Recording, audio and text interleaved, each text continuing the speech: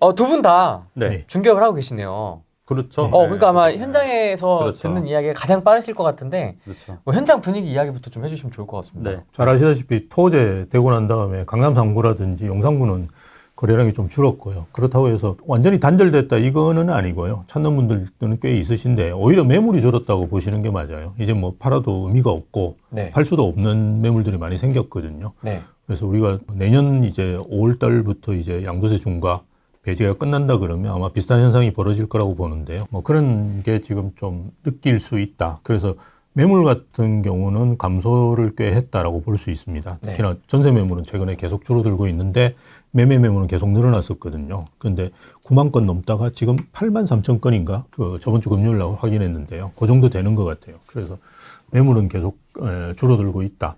그리고 잘 아시다시피 토제 같은 경우는 이게 계약이 되려면 시간이 좀 필요합니다. 일단 약정을 먼저 하고요. 그 다음에 이제 허가를 받는 거거든요. 그래서 아직까지 이렇게 계약이 안 된 건들이 꽤 있을 거라고 봐요. 네. 그래서 그런 것까지 고려한다 그러면 뭐 절벽 상태보다는 좀 움츠러들어 있다라고 보시는 게 맞는 것 같고요. 대신에 이제 마포나 성동 이런 쪽은 신고가 계속 나오고 있습니다. 마포는 5월 달에도 계속 거래가 되고 있고요. 일단 마포는 이제 괜찮은 아파트는 22억, 23억 정도고 매물은 거의 한 25억 가까이 나오는 걸로 저희가 파악이 됩니다. 와. 그래서 거의 뭐 연초 대비해서는 한 5억 정도 올랐다라고 보시면 되는데요. 작년에는 안 그랬냐? 작년에도 비슷합니다. 작년에도 한 15억에서 20억 정도까지 올랐거든요. 그래서 한 5억 정도씩 지금 오르고 있는 상황이다. 마포는 아니지만 성동구 같은 경우는 잘 아시다시피 그 서울숲 아이파크 리버포레라고 하는 아파트가 입주하면서 25평이 25억을 기록했거든요. 그러다 보니까 주변 시세를 이제 마찬가지로 끌어올리고 있고요. 이렇게 그 신축이 입주하면서 이제 가격을 끌어올리는 경향들은 이제 계속 눈에 보이는 것 같습니다. 그래서 매물이 줄어들면서 주거선호지역 중심에서 가격이 오르고 있는 현상들은 계속되는 것 같고요. 통계상으로 보더라도 비슷한 것 같아요. 그래서 뭐 아시다시피 저번 주하고 저저번 주하고 다르게 저번 통계 집계된 걸 보면 서울이 이제 0.1%로 이제 상승폭이 확대됐고요. 네. 0.1%는 의미가 있습니다. 왜 그러냐 그러면 0.1%를 연율로 계산해 보면 이제 5%가 넘거든요. 그래서 우리가 부동산 시장에서 5%가 넘는다는 수치는 이제 의미 있는 상승으로 가고 있다. 그리고 거래량 같은 경우도 작년에 기억하시겠지만 한 2,000건, 3,000건 서울이 매매 거래량이 그랬는데요. 최근에 이제 5,000건대로 올라섰고요. 물론 이제 10,000건대 거래된 게 3월 달인데 그거는 이제 토제 때문에 그런 거니까요. 우리가 좀 뭐 제외하고 보시는 게 맞는 것 같고요. 2월 달에 아마 6,000건 훌쩍 넘었고요. 4월 달에도 지금 5,000건이 훌쩍 넘었습니다. 그리고 5월 달에도 지금 제가 아침에 확인했는데 2,300건이 넘었어요. 그럼 아직 6월까지 집계가 돼야 되잖아요. 네. 그럼 이제 5,000건대로 이제 좀 안착하는 느낌. 그럼 이제 그게 이제 우리가 뭐 10년, 20년 평균 내보는 거하고 비슷하다고 볼 수 있거든요. 그러나요? 예. 그래서 시장은 뭐 여러 가지 정치 일정 때문에 불안하긴 하지만 그래도 안정화되고 있다. 이제는. 즉 상승의 모멘텀을 만들면서 작년하고 좀 다른 모습을 이제 상승의 모멘텀을 만들기 위해서 안정화되고 있는 모습들을 보이고 있다라고 보시는 게 맞습니다. 거래량 폭감 막 이런 키워드에 좀 저희가 눈이 사로잡혀서 그런지 예. 근데 평균은 그냥 그대로 가고 있네요. 그럼요. 그거는 이제 강남 3구하고 이제 우리 최지훈님 말씀하시겠지만 강남 3구하고 용산 이런 데가 뭐 토제 그리고 그 송파나 강남은 토제를 겪었잖아요. 그런데 서초나 용산은 처음 겪는 거거든요. 그래서 중개사분들도 막 전화해서 압구정동에 물어보고 계약하고 뭐 이러는 경우 많아요. 해본 적이 없거든요. 이거 참 좀 복잡습니다. 하기에 뭐 약정을 먼저 하고 그 다음에 계약을 해야 되거든요. 그래서 그런 상황이기 때문에 좀 주춤하는 부분은 있는데요. 그 외에는 시장은 정상적으로 지금 잘 돌아가고 있다고 보시면 돼요. 네, 근데 항상 신 교수님 말씀하신 게 저랑 의견이 거의 한 90% 일치해가지고 네. 저도 항상 뭐 특별히 드릴 말씀이 없는데 아까 이제 말씀하셨듯이 이제 토지거래 허가제가 이제 있다 보니까 그거를 이제 중개사분들이 아까 말씀하셨듯이 해본 분도 있지만 또 안 해보신 분들이 많다 대부분. 보니까 이제 되게 좀 이렇게 헤매시는 경우도 많이 있고 또 이제 그것 때문에 좀 문제가 되는 케이스들도 있었어요. 그러니까 예를 들면은 그 이제 같은 토지거래 허가 지역의 아파트인데 또 이제 거기 아파트가 있으면은 조합원 제일 승계가 안 되는 거거든요. 특히나 이제 투기과열지구 같은 경우에 이제 5년 거주 10년 보유 물건만 나와야 되기 때문에 매물 자체가 없는 이유도 이제 그런 물건이기도 하거든요. 그러니까 투기과열지구는 5년 거주 10년 보유 1주택자만 할 수 있는데 이분들이 1주택이 아니라 2주택이면 또 이제 재건축 조합 지위 승계가 안 되는 거예요. 이제 그런 거를 또 모르고 혹은 이제 이런 경우가 있는 게 상가 하나 있고 이제 재건축 단지가 있는데 이 상가도 이제 같은 이제 이게 아파트 되기 때문에 사실은 이 상가도 그 1주택이 맞지만 이것도 상가가 있기 때문에 이제 조합원 지위승계가 안 되는 경우가 케이스가 있었어요. 근데 이제 그런 거를 또 잘 모르고 이제 또 중개했다가 또 이제 좀 약간 문제가 됐던 소지도 있었고. 그럼 그런 경우에는 그냥 계약을 이제 취소하고 이제 뭐 반환하고 했는데 어쨌든 그 매수인 입장에서도 이제 약간 그 기회 비용이 상실한 거잖아요. 그렇죠. 또 예, 그래서 이제 그것 때문에 또 이제 중개사들과 좀 마찰도 있었고 또 이제 그거에서 뭐 일부 물어줬다는 뭐 이런 얘기도 있고 뭐 그런 얘기들도 있고 그래서 그러니까 이게 굉장히 토지거래 허가가 매도인도 힘들지만 또 이제 중개하시는 입장에서도 굉장히 힘든 이제 하는 거고. 특히나 이제 이런 게 보면은 이제 매수인 입장에서는 번거롭잖아요. 또 이제 실거주도 해야 되고 토지거래 허가도 받아야 되고 국가에서 이제 허가를 내줘야 되니까 또 매도인 입장에서도 이걸 또 맘대로 팔래야 팔 수가 없는 거니까 여러 가지 제한 조건이 있으니까. 그러니까 예를 들어서 뭐 조합원 지위승계가 안 되는 그런 물건들은 또 애당초 팔 수가 없는 거거든요. 그러니까 시장에 매물이 오히려 더 안 나오니까 가격이 더 오르는 기형상이 또 발생하는 거예요. 그러니까 팔고 싶어도 못 팔지 않습니까? 그러니까 매물이 없으니까. 말씀하신 대로 지금 강남 3구나 용산 같은 경우 이게 이제 매물 자체도 거래도 안 되지만 호가는 이제 계속 올라가고 있고 매물 자체가 없다 보니까 또 살려는 사람들은 계속 수요가 있다 보니까 계속 호가가 계속 올라가고 있는 추세고요. 그 신고점에 계속 이제 거래가 되고 있는 거고 아까 말씀드렸듯이 뭐 성동구라든가 과천이라든가 뭐 이런 쪽으로 뭐 이렇게 온기가 좀 마포구라든가 이렇게 온기가 이제 퍼져 나갈 거를 어느 정도 예상했는데 실제로도 지금 그렇게 되고 있잖아요. 그러니까 최근에 그래서 또 정부에서 지금 얘기가 나오는 게 토지거래 허가를 뭐 확대하겠다. 뭐 이런 얘기도 있는데 이렇게 되면 될수록 시장은 약간 더 풍선 효과로 계속 퍼질 수도 있는데 그건 좀 이따 뭐 얘기하긴 할 건데 간단하게 보면 그래서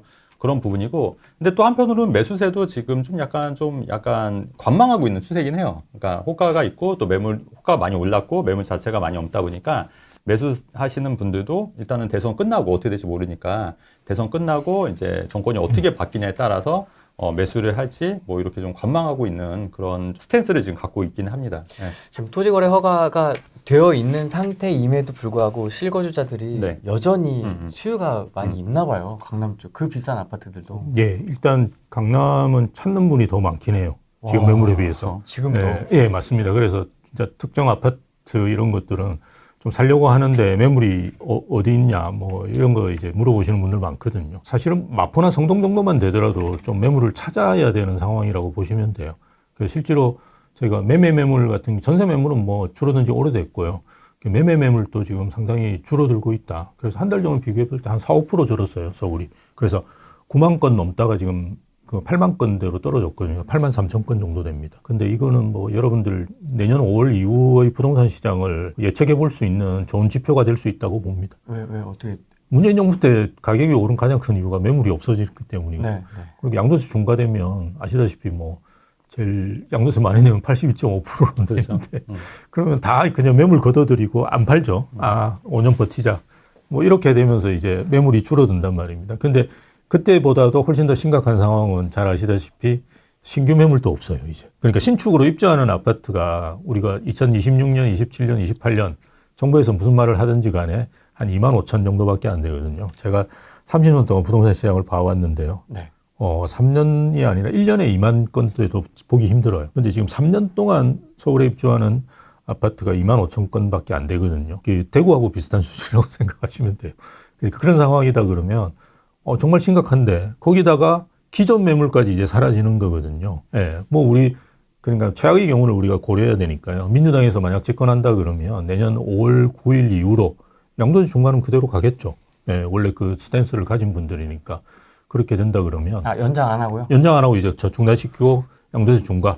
물론 이제 그거는 그냥 시행규칙 뭐 내규 이런 거기 때문에 집권하자마자 할 수는 있어요. 근데 그렇게까지 할 것 같지는 않고요. 근데 내년 5월까지 되면 뭐 자연스럽게 이거는 뭐 양도세 중과해야 되는 거 아니냐. 그리고 아마 그 사이사이 가격들이 조금씩 오를 거거든요. 저희가 판단할 때는. 그렇다 그러면 양도세 중과로 갈 거예요.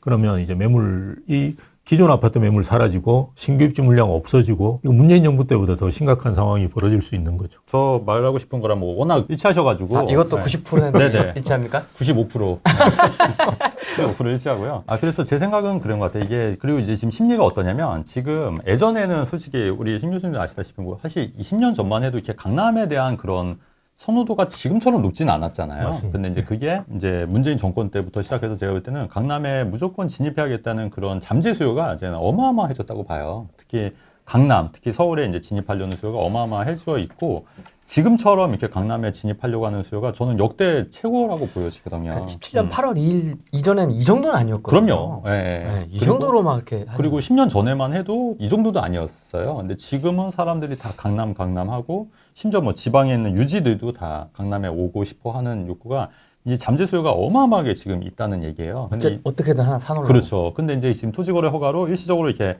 눌러놨지 않습니까? 네. 근데 이거를 잠재 수요를 그렇다고 그리고 이제 사람 심리가 뭐냐면 왜 우리 하지 말라고 하면 더 하고 싶잖아요. 더 하고 싶은 거예요, 사람들이.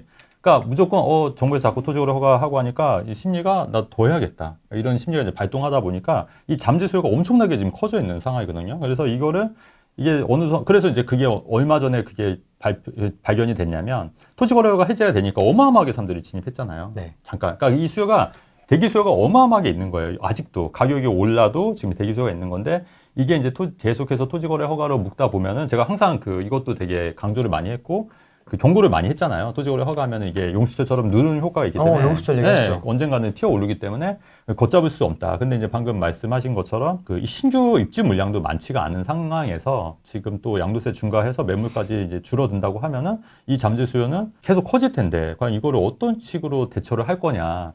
저는 정말 이게 좀 궁금하기도 하고 그런 측면에 있어서 지금 뭔가 좀 이 방송을 보시는 분들도 좀 그런 거에 대해서 좀 생각을 갖고 좀 미래 계획을 좀 준비하셔야 되지 않겠냐 이런 생각이 좀 드는 거죠. 그래서 이제 공급을 어떻게 손 쓸 수 없으니 네. 야 수요를 잡자. 가계부채를 때려잡겠다. DSR 3단계. 네. 필요하면 이제 네, 4단계, 5단계, 네, 네. 6단계 그렇죠. 할 수 네. 있겠죠? 그래서 한편 저도 이런 게 이게 7월부터 하다 보니까 제가 볼 때는 대선이 6월 2일이고 그리고 7월 달에 DSR 시행 전에 뭔가 좀 움직이려고 하는 수요가 좀 저는 분명히 있을 거라고 봐요. 이제 얼마 안 남았으니까 지금 어쨌든 지금은 일단 대선을 좀 보고 나서 결정하자 이런 수요가 좀 있고요. 이왕이면 DSR 전에 해서 대출을 좀 많이 받는 게 유리하지 않습니까? 그렇기 때문에 6월 달부터는 좀 제 개인적인 의견은 좀 이때부터 좀 이렇게 매물이 조금 더 좀 늘어나지 않을까. 그러니까 매물이 이게 수요가 늘어나지 않을까. 그래서 거래가 좀 더 좀 늘어나지 않을까 이런 생각이 들고 그러면 또 정부에서는 이제 그때 돼선 또 이제 바뀌겠죠. 근데 스탠스가 뭐 아까 얘기했듯이 뭐 DSR 뭐 2단계, 3단계 그렇게 되면은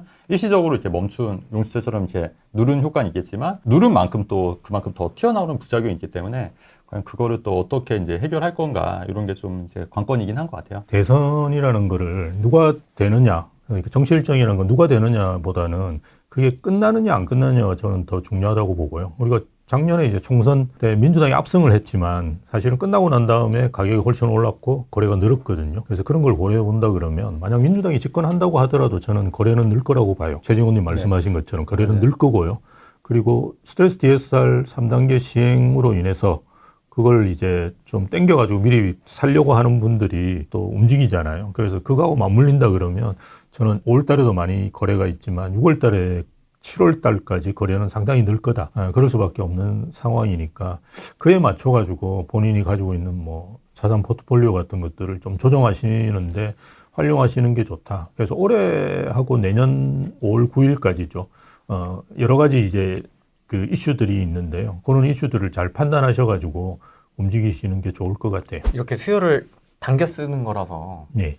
7월 이후에 8월, 9월, 10월 되면 이게 또 다시 조정 장세가 될 것이다라고 보시는 분들도 있던데요. 예, 저는 이제 조심스럽지만 어쨌든 가격이 6, 7월 달에 거래가 많이 되면 가격이 좀 오르잖아요. 그리고 만약 이제 민주당이 집권한 걸 가정을 해보면 민주당이 집권을 하면 뭔가 손을 써야 되잖아요. 가만히 있기 힘들 거거든요. 지금은 뭐 안 건드리겠다 이야기하지만 정치가들이 그걸 안 건드릴 수가 없을 겁니다. 계속 할 수밖에 없고요. 그럼 뭐 9월이나 10월 달에 대책이 나오겠죠. 그건 이제 본인의 이념을 담은 대책이 나올 가능성이 크고요. 없었다, 이념. 그러니까 본인의 정치적 이념을 담는 정책을 쓰기 가장 좋은 게 부동산입니다. 네. 그리고 맞습니다. 그게 파급 효과도 크고요. 왜냐하면 대부분은 주택을 사거나 아니면 가지고 있거나 하잖아요. 그래서 그 나오는 데서 되게 예민하거든요. 외교 정책이라는 거는 사실은 뭐 전쟁만 안 일어나면 크게 관심이 없거든요. 근데 집을 사거나 아니면 가지고 있는 사람들한테는 부동산 정책이라는 거 되게 관심이 많습니다. 그럴 수밖에 없고요. 그래서 아마 그런 대책들을 계속 내놓는데요. 그래서 9월, 10월 달에 강한 대책이 저는 나올 거라고 봐요. 예전에 파리 대책도 한 3개월 해가지고 나왔거든요. 그래서 비슷하게 나오지 않을까라고 생각하고요. 그러면 뭐 올 하반기는 조용하겠죠.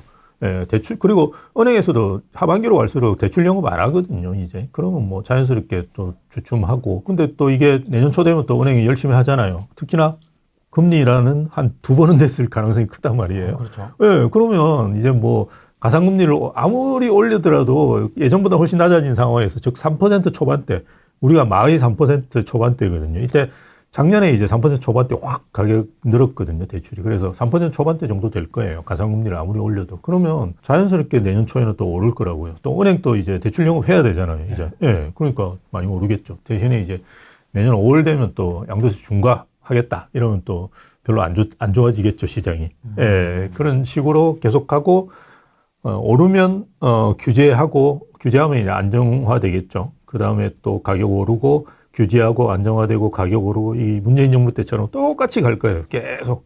예. 출렁 이렇게. 예, 계속. 하지만 우상향하는 거죠. 예. 그러다가 2021년처럼 한번 폭발을 할 거고요. 예.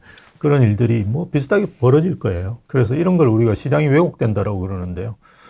되게 불안하죠. 우리가 토제 같은 경우는 뭐 토제 해제했더니만 가격이 저렇게 폭등하더라. 사람들이 그렇게 생각하는데 그거는 폭등이 아니고요. 정상화되는 과정이라고 그렇죠. 보셔야 돼요. 왜냐하면 그게 눌러난 거거든요. 예, 거래보다는 거래를 막는 거잖아요. 그치. 가격보다는. 근데 거래를 엄청나게 눌러놨다 보니까 이게 이제 한번 그 해제를 하면 정상화되면서 이제 가격이 오르는 건 그전에 못 올랐던 것까지 같이 오르는 거라고 보시면 되는데요. 그걸 이제 폭등했다라고 생각하시면 안 되고요. 그래서 왜곡된 시장이 언젠가는 정상화됩니다. 예, 그때는 더 큰 이제 값을 치러야 되는 거죠. 예, 저도 비슷한 생각인 게 그때 네. 한참 왜 이렇게 토지거래 허가가 아닌 반포 집값이 많이 올랐었잖아요. 네. 이제 그러다 보니까 제가 이제 말씀드렸던 게 오히려 재건축 단지들이 강남에 있는 재건축 단지들이 토지거래 허가를 묶여 있는 재건축 단지들이 저평가돼 있다. 예, 저평가돼 있기 때문에 내 집 마련 실수하시려는 분들은 그런 쪽으로 포커스 맞춰서 좀 움직여 보시는 것도 좀 괜찮겠다고 제가 프렌티비에서도 언급을 했었잖아요. 근데 실제로 그리고 나서 토지거래 허가가 풀리면서 또 오히려 이제 재건축 저평가돼 있는 재건축 단지들이 많이 올랐어요. 상승률이. 이제 그런 거 봤을 때 그동안 이제 눌려 있었기 때문에 그게 이제 어느 정도 이제 제자리를 찾아갔다. 이렇게 보여지는 거고 또 하나 제가 좀 이제 생각이 되는 건 뭐냐면 네. 현 정권보다는 문재인 정권 때는 예전에는 그래도 현 정권에서는 토지거래 허가 이건 서울시에서 물론 한 것도 있지만은 예전에 그러니까 토지거래 허가를 이제 예전 정권에서 했었고 그걸 이제 오세훈 서울시장이 이제 계속 이어간 거잖아요. 네. 근데 이제 만약 민주당이 집권하게 되면은 나 이제 영원히 강남 못 들어가는 거 아니야? 또 이런 또 우려들이 포비아가 있는 것 같아요. 사람들 심리가 예전처럼 강남에 뭐 가재 붕어는 처럼 살면 된다고 했던 것처럼 가붕괴. 강남에 누구나 살 필요 없다고 이렇게 얘기를 했었지 않습니까? 이 정권에서. 내가 살아봤는데 점점점 이러면서. 네. 그러니까 그런 식으로 그럼 나 영영 이제 강남에 못 들어오면 어떻게 하지? 이런 이제 생각들이 있다 보니까 네. 그런 수요가 지금 더 막 폭발하고 있는 상황인데 거기에다가 또 민주당마저 집권하면은 나 이제 영영 못 들어가면 어떻게 하지? 이런 생각들이 이제 지배적으로 이제 있기 때문에 그런 심리에 의해서 이제 강남 3구나 용산의 그런 양극화는 더 좀 진행이 되지 않을까 이런 생각도 이제 드는 거죠. 네. 그때 교수님께서 말씀하셨던 초초초초 양극화. 예, 지금 초초초초 양극화가 될 가능성이 크죠. 소득 수준 자체가 이제 되게 양극화되고 있고요. 만나보면 정말 어마어마하게 버시는 분들이 많이 있습니다. 그러다 보니까 그에 맞춰 이제 자산 시장이 다시 세팅이 되는 거거든요. 근데 어쨌든 저희가 걱정하는 건 이게 소득이 많은 거를 무슨 해결할 수는 없잖아요. 오히려 이거 북돋아야 되는 거고요. 예, 그걸 이제 뭐 조금 뭐 복지적으로 잘 풀어야 되는 상황이지 그걸 막을 수는 없고요. 대신에 이제 규제 때문에 우리가 양극화되는 부분이 분명히 있거든요. 그렇죠. 그래서 왜냐하면 이제 문재인 정부 처음 집권했을 때 우리가 5분위 배율이라고 하는 게 있습니다. 상위 20% 아파트와 하위 20% 아파트의 가격 차이를 이제 내는 건데요. 그게 4.7이었어요. 네. 예, 근데 지금은 12.3인가 그 정도 될 거예요. 거의 지금 3배로 늘었어요. 그렇죠. 거의 너무 단기에 빨리 늘었잖아요, 이게. 네. 그러니까 이거는 사실은 소득은 아니거든요. 여기에 뭐 소득 부분이 들어가는 거는 뭐 1배 정도일 거고, 제가 볼 때 2배 가까이 되는 건 뭐냐 그러면 규제 때문이거든요. 그러니까 뭐 이렇게 양도세 중과라든지 이런 것도 한 채로만 몰릴 수밖에 없는 상황을 만드는 이런 다양한 뭐 강남은 또 집을 잘 못 짓게 만들 수 있는 뭐 분양가 상한제라든지 이런 여러 가지 규제들이 들어옴으로써 초초초 양극화되는 건데요. 우리가 해결할 수 없는 거는 뭐 방법이 없겠죠. 그런데 해결할 수 있는 부분들은 해결을 해야 되는데 그중에 첫 번째로 해결할 수 있는 부분이 규제죠. 규제는 이제 좀 풀어서 이렇게 한쪽으로 몰리는 거는 이렇게 막아야 된다는 게 맞거든요. 그래서 최근에 이제 토호제 해제됐을 때 긍정적인 부분이다라고 생각했던 건 뭐냐 그러면 반포가 저게 70억 되는 건 좀 문제가 있지 않습니까? 우리끼리 이야기하더라도 그런 거는 조금 분산시켜야 되거든요. 강남 일부러 그런 그렇죠. 측면에서 좀 의미가 있다라고 저는 생각했는데 또 묶었으니까 이제 또 계속 또 올라갈 거예요. 그래서 DH 클래스입니까? 예, 그게 이제 입주하고 이러면 더 올라갈 수도 있겠죠. 그래서 예, 어쨌든 이렇게 양극화되는 부분 중에 규제로 인한 부분은 좀 어떻게 해소하는 게 좋은 것 같고요. 또 하나는 이제 저희가 왜 이게 양극화되느냐 보면 좀 오르는 데들이 신축, 뭐 한강 보이고 강남의 대단지 뭐 이런 거잖아요. 근데 우리가 예전에 신축하고 지금 신축하고는 좀 다른 게 커뮤니티라든지 그 유니트가 굉장히 많이 달라져 있습니다. 그래서 가보면 정말 좋네 이런 걸 많이 느끼거든요. 돈 있으면 살고 싶다라는 건 대부분 사람들의 생각일 거예요. 그래서 그런 거를 하기 위해서는 어떻게 해야 되냐? 빨리 재건축 시켜줘야 되는 거잖아요. 그래서 재건축을 빨리 시켜주고 아니면 이제 최근에 리센츠입니까? 그 커뮤니티 시설 이렇게 다시 하려고 했는데 그것도 뭐 거의 한 1년 걸렸어요. 지금 1년 걸려가지고 행정허가 난 걸로 알고 있는데요. 이제 해라라고 한 거죠. 그래서 이제 커뮤니티 시설을 이제 만들 건데요. 뭐 이런 거 안 되면 이제 커뮤니티 시설이라도 좀 빨리빨리 확충할 수 있도록 뭔가 좀 대안을 좀 만들어 주든가, 뭐 그런 걸 좀 해서 진행을 해야 되겠죠. 그래서 가능한 부분은 정부에서 이렇게 가능하도록 해야 되는데, 그걸 안 하면 이제 그게 더 늘어나는 거죠. 그러니까 실제로 소득에 의해서 양극화되는 부분은 막을 수는 없고요. 이건 뭐 오히려 건장해야 되는 부분이고요. 오히려 복지 차원에서 해결하면 된다라고 보거든요. 근데 규제, 뭐, 그 다음에 이제 재건축 안 되게 만들어 놨다니까 계속 새 아파트 찾는 수요들, 이런 것들은 좀 막을 수가 있거든요. 정부 차원에서. 그렇게 할 수 있는 것들은 빨리빨리 진행해서 초 양극화 되는 거는 막아야 되지. 제가 볼 때 민주당이 집권하면 이게 한 15 될 거예요, 이제.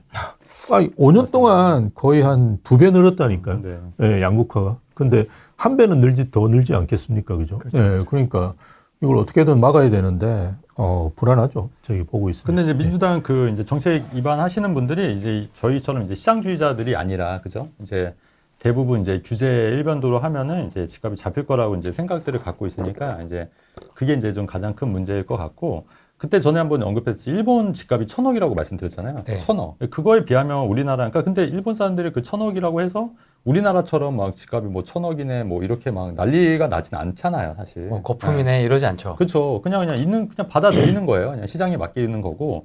근데 우리나라는 뭐 80억 됐네, 90억 됐네, 100억 됐네 하고 언론에서도 그렇고 정치에서도 난리가 나지 않습니까? 사실 그게 뭐 개입할 그런 건 아니라고 저는 보거든요. 그냥 냅두면 시장에 맡기면 자연스럽게 정화가 된다고 보는 거고. 네. 그다음에 이제 우리 신 교수님 말씀하신 것 중에 규제 완화 중에서도 양도세 중과를 하니까 그 락인 효과로 인해서 매물이 잠기는 효과가 있는 거니까 오히려 그 가격이 오르는 효과가 누차 말씀드리는 거예요. 우리가 프레임 TV에서 말씀드리는 거고. 네. 취득세 중과가 되니까 지방에 있는 거 다 팔고 똘똘한 채로 갈아타자. 종부세가 더 이제 1주택이 유리하다 보니까 내 거 다 팔고 가장 똘똘한 채로 가자. 그렇게 하니까 더 양극화가 되는 거거든요. 그러니까 지금 현재 강남 집값을 올리고 있는 게 사실 이런 정책들이라고 제가 누차 말씀을 드리는 거지 않습니까? 근데 이제 그거를 이제 우리가 시장주의자들이 아무리 얘기를 해도 안 받아들이잖아요. 심지어 그 오세훈 서울시장 같은 경우는 최근에 재건축 그 잠실 주공 5단지 같은 경우에 임대를 한강변에 배치하라고 그 반려를 했다는 거예요. 소셜믹스 해서. 이러면서. 근데 이제 그것도 임대도 물론 근데 그거는 그 조합원들 입장에서는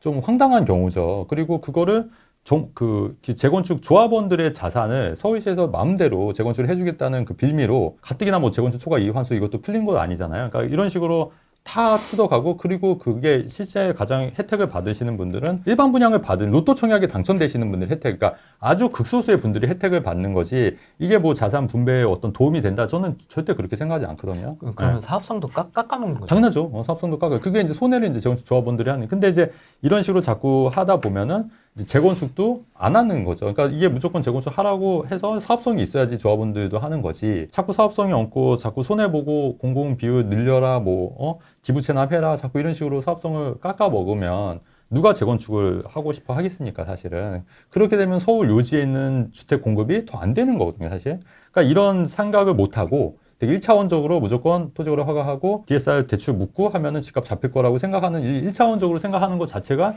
굉장히 좀 황당한데 대부분의 이제 정책 위반자들이 이제 이렇게 한다는 게 더 우려가 되는 거고 더군다나 그나마 이제 국민의힘은 그나마 시장주의자들이 좀 있으니까 제가 하는 얘기를 좀 어느 정도 알아들 수 있는데 민주당에 계신 분들은 이런 시장 주의자들이라기보다는 약간 좀 이념에 사로잡힌 분들이 많다 보니까 전혀 못 알아듣고 괜히 헛소리 한다고 생각하시니까 이게 더 큰 문제라고 저는 보는 거예요. 되게 재밌는 포인트는 네. 우리 문재인 때와 달라.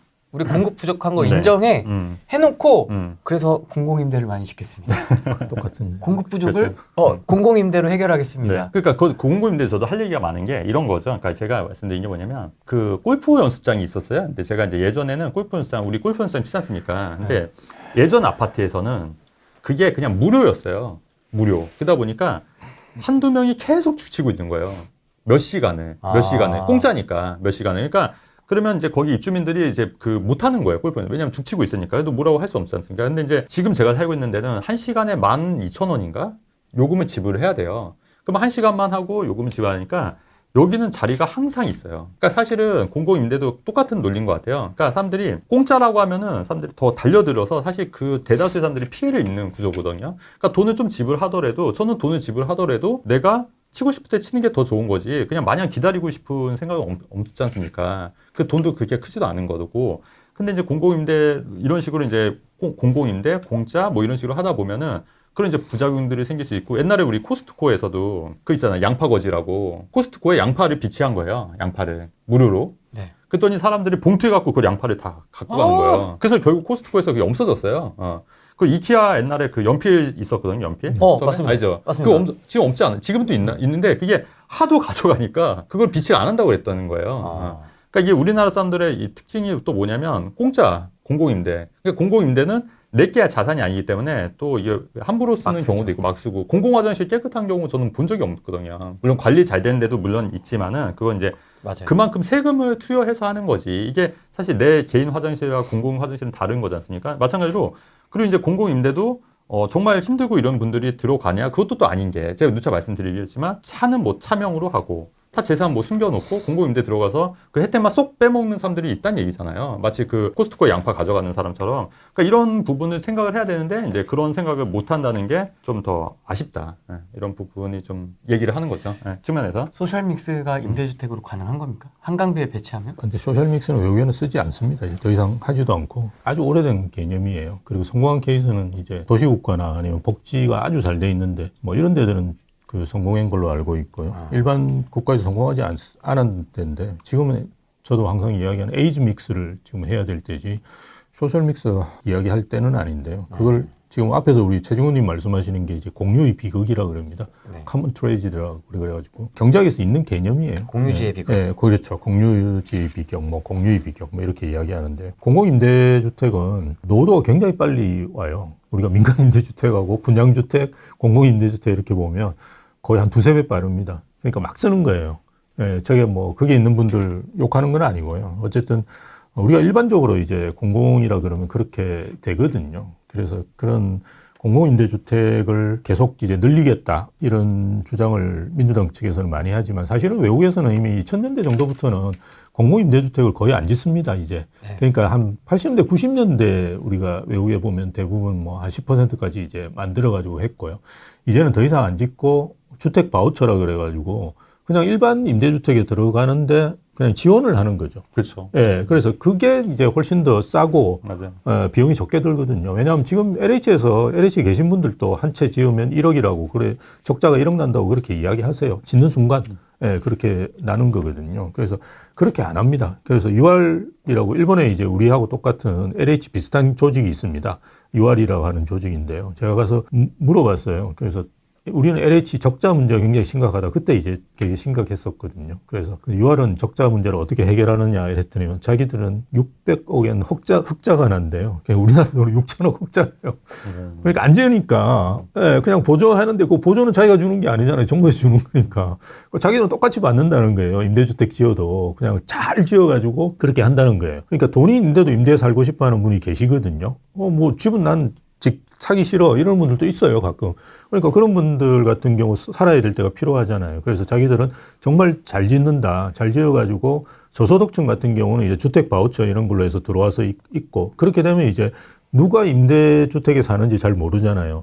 소셜믹스라는 거는 막 이렇게 예전에 이제 동을 띄워놓고 이러니까 뭔가 좀 보기 안 좋았잖아요. 그래서 그걸 이제 오세훈 시장은 썼겠다는 건데 그렇게 할 필요가 없는 거예요. 그러니까 예, 그냥 주택 바우처를 주고 누가 이제 주택 바우처를 받는지 아무도 모르잖아요. 그냥 통장으로 찍히는데 그걸 어떻게 알아요? 그렇게 해서 그냥 임대주택이든 임대로 사는 분이든 그냥 자기 돈으로 사시는 분이든 아무 문제 없이 살 수 있도록 만들어주는 게 주거 이전의 자유도 보장하는 거고요. 왜냐하면 임대주택은 딱 특정 지역에 지을 수밖에 없거든요. 과거에는 우리 서울에 같으면 이제 강서에 좀 몰려 있었어요. 그래서 그런 나는 딴 데 가고 싶은데 거기 임대주택이 없다. 그럼 할 수 없잖아요. 그런데 그렇게 하지 말고 그냥 주택 바우처를 주고 자기가 이제 편하게 살 수 있는 데로 가면 되거든요. 그래서 효과가 굉장히 많아요. 그래서 이거는 일반 외국에서는 대부분 하고 있고요. 우리나라 공공임대주택의 가장 큰 문제점은 뭐냐 그러면 지금 공실이 굉장히 커요. 한 5만 채 정도 돼요. 그건 LH가 집계한 거예요. 근데 SH도 있고요. 부산도시공사도 있고요. 그래서 제가 예상하면 엄청나게 많아요. 그래서 제가 예상하기에는 한 10만 채 될 거라고 예상해요. 이게 통계를 발표를 안 해요, 정부에서. 근데 10만 채 정도 될 거라고 봐요. 그 10만 채면 아마 다음에 민주당이 집권해가지고 임대주택 10만 채 짓지를 못해요. 그러니까 뭐냐 그러면 이 공실부터 해결해야 돼요. 공실이 나는 가장 큰 문제가 뭐냐? 작아서 그래요. 그러니까 이게 실적 위주로 하거든요. 임대주택을 LH도 알잖아요. 이렇게 분양 임대를 해보면 그래도 방 2개 있는 거, 방 하나 있는 거는 좋아하더라. 그런데 다 그렇게 해서 올려요. 그럼 한 100세대밖에 못 짓잖아요. 그럼 위에서 보면 100세대 지어가지고는 자기가 이야기한 10만 채, 20만 채 안 되거든요. 늘려. 네, 200채로 늘려. 이렇게 되면 쪼개는 게 막 그렇게 해가지고 올리거든요. 네, 그럼 200채, 괜찮아. 이러면 이제 어떻게 돼요? 다 공실인 거예요. 네, 그렇게 해서 공실이 엄청나게 많아요. 그래서 지금 사실은 그 공실난 임대주택을 이를테면 제대로 하려면 내력벽 철거하든지 해서 합쳐야 되잖아요. 이제 2세대를. 이런 식으로 좀 개조를 하더라도 이 10만 채 정도 되는 임대주택부터 먼저 공실을 해결하고 그 다음에 짓든지 말든지 이런 고민을 해야 돼요. 근데 지금 LH에서만 5만 채를 가지고 있는데 공실인 거를 이것도 제가 볼 때는 좀 축소해가지고 발표할 거예요. 그런 걸 다 따지고 보면 지금 공실이 엄청나게 많아요. 그게 이제 LH의 당연히 그 수익성을 깔아먹고 있는 거거든요. 그래서 공공임대를 하려고 하는 분은 지금 공실 상황이라도 제대로 파악하고 왜 임대가 공실이 나는지, 임대주택 사는 분도 큰 집에 살고 싶어 하잖아요. 그래도 적당한 주거권, 헌법에 보장된 주거권을 보장해줘야 하는데 왜 자꾸 조그만 데 자꾸 들어가 살아라고 하는 거예요. 그죠? 4인 가족 12평이면 충분하답니다. 살기 좋겠다고 합니다. 애 키우기. 네, 맞아요. 애 둘 정도 충분히 키우겠네요. 허허 이러면서. 참 특이한 게 자기들은 막 50평씩 60평에 살면서 아니 왜 남은 자꾸 12평에 살으라고 하는지 그죠? 참 신기한 사람들인데 참 특이한 사람들이에요. 제가 보면. 어쨌든 지금 공실 문제가 굉장히 심각해요. 공공임대는. 그래서 공공임대는 더 이상 저는 짓는 게 바람직하다고 생각 안 하고요. 왜냐하면 이게 공공임대에 들어가가지고 공공임대가 영구임대도 있고 30년도 있고 10년 이렇게 있잖아요. 내가 10년 동안 공공임대 잘 살다 나오면 완전히 벼락거지 돼 있잖아요. 다 10년 동안은 기본적으로 가격이 올랐을 거예요. 주변에. 그럼 이제 영원히 집을 못 살고 본인의 자산 축적을 못 하는 거예요. 근데 우리가 주거권을 보장하는 목적이 뭡니까? 어쨌든 주거권도 있지만 자산 축적이라든지 그 미래에 대비해서 그죠? 본인이 그런 걸 해야 되잖아요. 근데 그거를 막는 지름길이거든요. 그래서 저는 이제 공공임대든 민간임대든 4년 이상 해주면 안 된다고 생각해요. 맞습니다. 4년 동안 해가지고 자기가 자립 못한다 그러면 평생 자립 못해요. 그럼 우리가 주변에서 저는 60년 동안 사람을 봐왔는데 이제 대충 알거든요. 4년, 길어도 한 8년 정도 했는데도 자립을 못 하잖아요. 자립할 가능성이 거의 없어요. 근데 그 친구가 문제가 많아요. 일단, 물론 흑수저고 저기 있겠죠. 사회 출생이라든지 이런 것도 있긴 하지만 8년이라든지 4년이라든지 이런 동안 본인의 노력에 의해서 뭔가 사회적으로 좀 성장해 나간다는 개념이 없는 친구는 대부분 불가능해요. 사람은 바꿀 수가 없어요. 예. 맞습니다. 아니, 그건 진짜 저보다 훨씬 더 경험이 많고 네. 이렇게 똑똑하신 분들도 다 하는 이야기예요. 겪어보면 알아요. 저희 사람은. 제가 직원을 얼마나 많이 겪었고 그 다음에 학생들을 얼마나 많이 교육했겠습니까? 그래서 안 되는 친구들은 안 되거든요. 그걸 무슨 30년씩이나 임대주택, 물론 이제 정말 저소득층이 있겠죠. 그죠? 그리고 정말 힘든 분들이 계시면 그거는 진짜 얼마 안 되거든요. 지금 현재 있는 임대주택으로 충분해요. 근데 지금 사회에 처음 나오는 대부분이 보면 사회초년생이나 신혼부부, 청년 이런 친구들한테 임대주택 엄청나게 권하잖아요. 이거는 정말 그 친구들 자립을 막는 지름길이에요. 그래서 한 4년 정도 하고 그냥 내보내야 돼요. 막 내보내요. 졸업시켜. 네, 졸업시켜가지고 너 사회 나가지고 부닥쳐가지고 살아라고 이야기해야지 살지. 뭐 그냥 계속 그냥 편하게 두면 맨날 누워만 있지 일하겠어요. 그 친구들이. 그러니까 그건 정책은 저는 진짜 잘못됐다고 봐요. 근데 그 이제 정부 정책이 이제 진짜로 그런 사람들을 위해서 하는 정책이라고 보기보다는 그러니까 일반 임대주택을 하고 이제 평생 가난하게 살면서 나를 찍어라. 결국 이제 베네수엘라 모델 제가 한번 말씀드렸듯이 차베스 모델식으로 가서 왜냐하면 내가 힘이 없고 배급을 받아야지만 살 수 있는 구조라면 어쩔 수 없이 그 배급을 받기 위해서라도 그 표를 줄 수밖에 없는 상황이고 그렇게 되면 본인들이 이제 장기 집권을 할 수 있는 토대가 마련이 되기 때문에 아무래도 이제 이런 정책들을 피는 게 아닌가 저는 이제 개인적으로 그런 생각이 들고 우리는 역으로 생각했을 때 우리도 이제 봤을 때 그러면 우리는 어떻게 해야 되냐면 이게 결국 나를 위한 게 아니다. 우리도 왜 좋은 집주인 만나고 나쁜 집주인이라는 게 좋은 집주인이라는 게 빨리 전세가 몰리는 게 좋은 집주인이라고 하잖아요. 빨리 자립해서 나갈 수 있도록. 근데 이제 오히려 나쁜 집주인이 전세가를 너무 안 올리니까 계속 눌러 앉아 사는 거잖아요. 그러니까 마찬가지로 내가 진짜 발전하고 나와 내 자녀들한테도 뭔가 부를 좀 물려주고 싶다고 하면은 당연히 내가 이제 이런 걸 시장의 원리에 맞게끔 이렇게 자꾸 이제 성장해야 되는데 이제 그거를 못하게 막는 거거든요. 사실은 이게 정책 자체가 그렇기 때문에 그런 거를 빨리 여러분들이 인식을 하셔야 되는데 그럼에도 불구하고 아직도 많은 분들이 그런 거에 대해서 깨어있지 못하다. 저는 좀 그렇게 생각을 해요. 그래서 최근에도 우리 그 방송에서 얘기했지만 일본은 30만 원, 100만 원 주는 거 국민들이 거절했다고 했지 않습니까? 그러니까 그만큼 일본의 국민들은 깨어있는 거예요. 한편으로는. 근데 우리나라는 25만 원 당장 그거 받는 거 좋아하는 사람들도 분명 있지 않습니까? 그러니까 그것 때문에 또 뽑겠다고 하는 사람들도 있는 사람도 있고요, 실제로. 그렇기 때문에 그런 거를 좀 많이 좀 빨리 깨달아야 되는데 참 그게 쉽지는 않은 것 같아요. 사람은 쉽게 안 바뀐다고 아까 말씀하셨는데요. 네. 우리 이 후보는 좀 바뀐 것 같습니다. 공급 주도의 부동산 정책을 내놓겠습니다. 라고 얘기를 했거든요. 제가 챗 GPT한테 한번 물어봤습니다. 네. 그랬더니 이재명 후보의 부동산 관련 주요 공약사항은 뭐 이렇게 굵직굵직한 건 없는데 4기 신도시 개발, 1기 신도시 노후 인프라 재정비, 수도권 및 노후계획 도시 재건축 지원, 뭐 원래 하는 거였으니까요. 고품질의 공공임대주택 및 공공임대 비율 단계적 확대, 재개발 이게 기본 주택이죠. 맞습니다. 재개발 재건축 활성화. 오, 우리 재명이 형이 달라졌어요. 용적률 상향. 오, 분담금 완화. 어떻게 완화한다는 거지? 공공임대주택을 늘리는데 어떻게 분담금이 완화될까요? 일단 뭐 다 사실은 논의할 가치는 없고요. 제가 뭐 그 친구 하는 이야기 들어보면 참 답답한데. 재건축 재개발을 활성화하겠다고 지금 중도 표심을 자극하는. 그러니까 재개발 재건축은 본인이 하는 거 아니니까요. 그러니까 시장이나 구청장이 하는 거니까. 정비 사업이니까. 예. 그래서 어차피 1기 신도시 같은 경우는 해줘야죠. 그게 사실은 대부분이 아마 민주당일 거예요. 그래서 해줘야 돼요. 그래서 그거는 뭐 진행은 하는데. 여기 보면 용적률 상향, 분담금 완화 그래놓고는 어떻게 하겠어요? 공공기여로 더 뺏어가겠죠. 그래서 우리가 1기 신도시는 되게 저는 위험하다고 봐요. 왜냐하면 이게 지금도 사실 분당이나 우리가 제일 이제 사업성이 좋다고 이야기하고 잘 진행된다고 이야기하는 분당만 하더라도 지금 제가 알고 있기는 조합 내에서도 좀 분란이 좀 있거든요. 예, 그런 상황에서 지금 공공기여를 더 뺏어간다. 지금 용적률 이렇게 올려줬는데 야 그거밖에 안 줘? 더 내라고 해. 이렇게 하면 되는 거거든요. 그렇게 하면 사업성이 안 좋아지면서 더 싸우겠죠, 이제. 그러면서 진행이 잘 안 되고. 일단, 내년에 아마 2주고, 내후년에 착공인데요. 그거는 일단 불가능해요. 최근에 이제 나온 게 분당에서도 이제 대체주택이죠.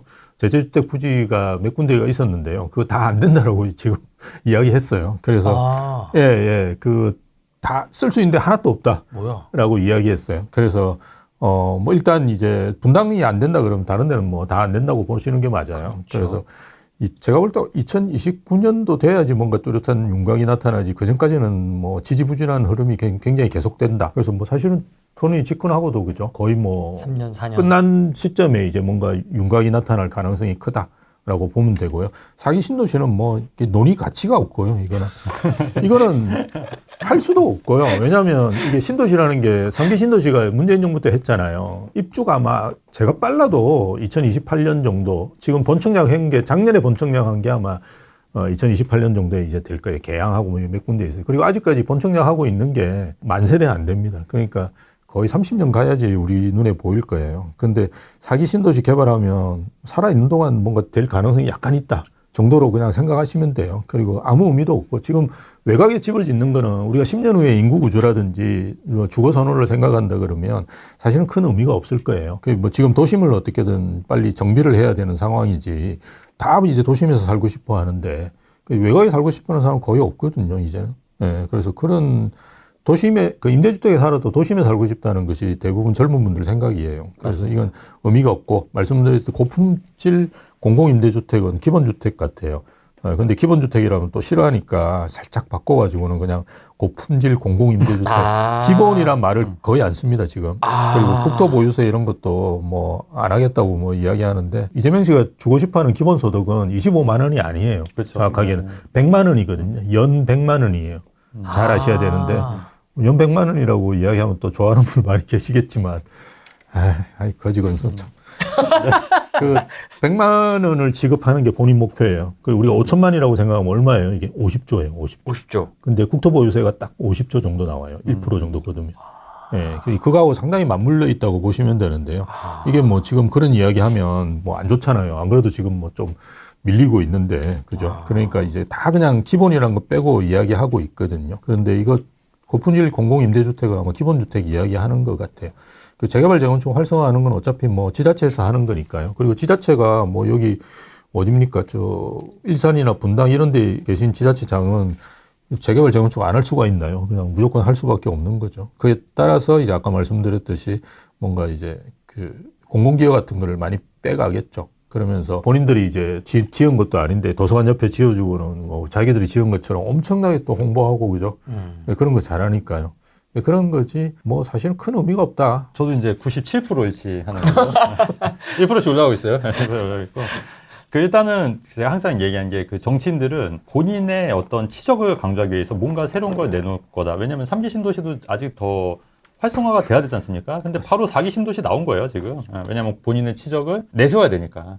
그렇기 때문에 이렇게 되는 거고. 그 다음에 분당, 제가 이제 누차 호랭이들 말씀드렸듯이 1기 신도시 재건축이 좀 쉽지는 않을 거다. 이게 쉽지는 않을 거다. 분당이나 일산도 쉽지는 않을 거다. 이렇게 말씀을 드렸는데, 저는 또 한편으로는 양지마을은 될 가능성이 높지 않겠냐, 한편으로는. 왜냐면은, 어쨌든 본인이 사시는 곳이니까, 우리가 그 생각을 해보면, 예전에 문재인 정권 때도, 본인들이 사는, 정치인들이 사는 지역들은 굉장히 재건축이 빨리 됐어요. 방배 3익. 그렇지. 개빨라. 엄청 빨리 되고, GTS나 뭐 이렇게 그 교통도 엄청나게 그 오는 걸로 알고 있잖아요. 그래서 양지마을은 혹시 모른다. 혹시 모른다. 딴 데는 다 안 돼도 될 수도 있지 않을까. 개인적으로. 마지막까지 살아남을 거. 그럴 수도 있다.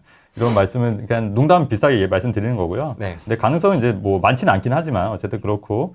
그 다음에 뭐 지금 뭐 재건축 사업도 서울 도심 재개발 용적률 상향 이런 것도 그냥 그 말이죠 뭐. 재건축 초과 이익 환수제 지금 그 폐지 반대하고 있어요. 민주당 그 포지션은. 그렇기 때문에 이것도 그냥 말뿐인 공약이지 않을까 이런 얘기고, 이제 고품격 공공임대주택도 마찬가지로 쉽지는 않을 것 같고, 아까 그 뭐 25만 원, 100만 원 지원하게 되면 이제 좋아하실 분들이 좋아할 게 아닌 게, 내가 지금 사는 월세가 그렇게 되면 100만 원 받아서 좋지만 내가 다음 달 내는 월세가 70만 원에서 90만 원씩 올라요.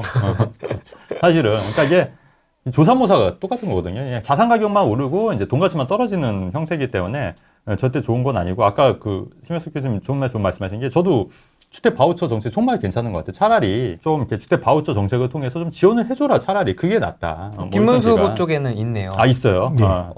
주거비 지원. 그러니까 이게 오히려 더 맞다고 보는 거예요. 그러니까 규제는 풀고, 진짜 이제 그 또 청년들 또 이렇게 도와주기 위해서 바우처 제도는 정말 이거는 또 부동산 그 학계론에서 나오는 내용이긴 하거든요. 그래서 그런 부분도 정말 맞다. 그래서 그런 부분도 바우처 제도는 정말 좋은 정책이라고 저는 생각을 하고요. 그 다음에 세제 규제 완화 공약이 없는 이유는 아마 잘 모를 거예요. 세금 관련해서도. 그렇기 때문에 할 수가 없다. 이런 얘기고. 최근에 또 이재명 그 대표 그 거부섬 그 아시죠? 논란 있었잖아요. 거부섬. 자기가 개발했다 했는데. 그 웨이크보드 타는데.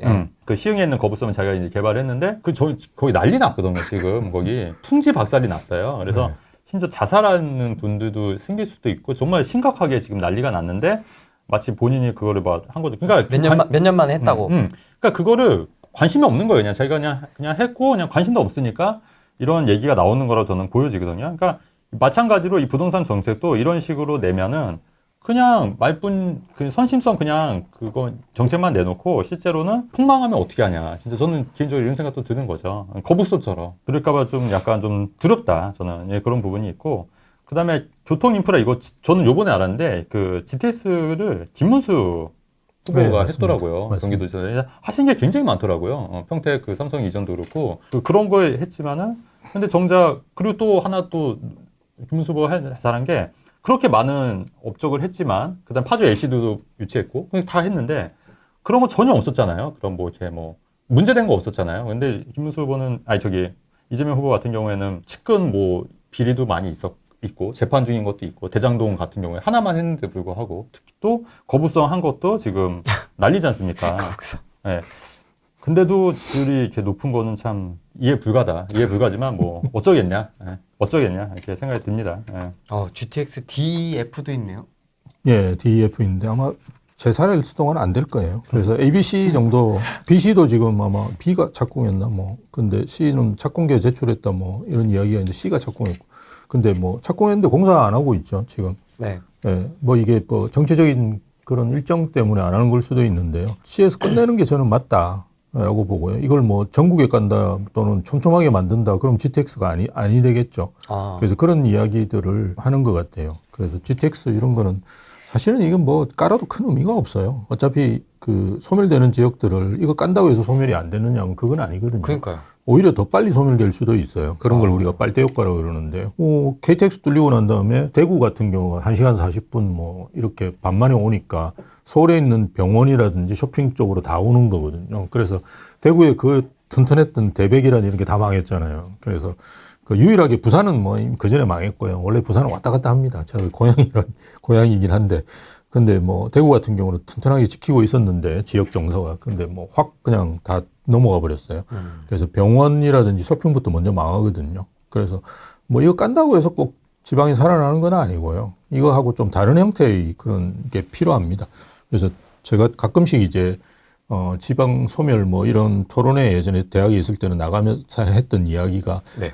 제2의 서울, 제3의 서울을 빨리 만들어야 된다. 그래서 부산이든 뭐 강원도 같은다 그러면 뭐 강릉이 되든 원주가 되든 그런 한 곳에 이제 몰빵을 해야 된다. 모든 걸 다 줘야 돼. 그래서 뭐 철도, 공항, 뭐 혁신도시 뭐 이런 거 있죠. 그다음에 경제자유구역 이런 것도 되게 많아요, 지방에는. 근데 그런 거를 그냥 한 도시에 줘가지고 그 도시를 키워야 된다라는 이야기 했는데 다 지금 찢어버려가지고 강원도도 같은 경우도 강릉에 뭐 철도 들어오고 공항은 뭐 양양에 있고 뭐 경제자유구역은 동해에 주고 동해에 그 사람이 살지도 않는데 경제자유구역을 줘놨어요.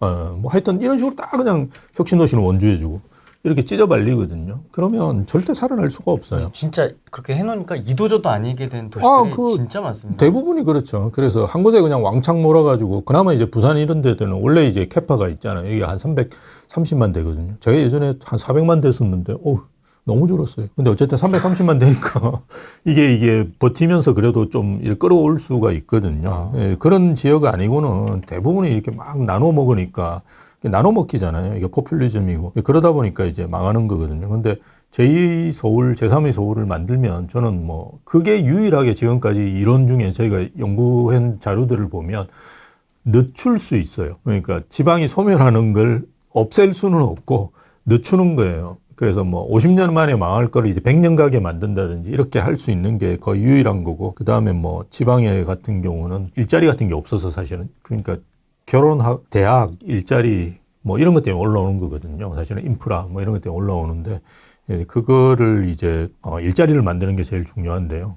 그런 일자리 같은 경우는 뭐 산업을 육성해야 되는데 맨날 첨단 산업 이야기하죠. 지방 같은 데 가보면. 네, 이 부분 저랑 조금 이제 생각이 좀 달라지는 게 저는 이제 GTS ABC, 그러니까 GTS는 저는 괜찮다고 보는 견해가 수도권에서 이제 아까 말씀하신 대로 이제 빨대 효과는 이제 상권이나 이런 것 때문에 아마 이제 그러니까 백화점을, 그러니까 9호선 뚫리면서 고속터미널이 그 상권이 커진 것처럼 그 좋은 상권으로 빨리 이동하니까 이제 상권은 이제 더 오히려 중심지가 더 발달할 수 있지만 근데 수도권에 이제 저렴한 비용의 집값들이 굉장히 많아요. 근데 이제 강남에 출퇴근하면서 버스 타고 고속버스 타고 다니면서 하는 것보다는 GTS를 통해서 어쨌든 출퇴근이 가능한 지역에 정말 저렴한 지역의 수도권에 있는 집 같은 경우에는 충분히 그런 메리트가 있다고 저는 보고 또 그런 이제 시간을 많이 절약할 수 있기 때문에 그걸로서 나름의 의미가 있다고 보여지는 거예요. 근데 이제 다만 말씀하셨듯이 지방 소멸을 막기 위해서는 이런 GTS 뿐만 아니라 그 GTS ABC 뿐만 아니라 저는 이제 교통망이라든가 이런 것도 물론 확충이 돼야 되지만 아까 말씀했듯이 뭐 교육이라든가 의료라든가 상권이라든가 좋은 일자리라든가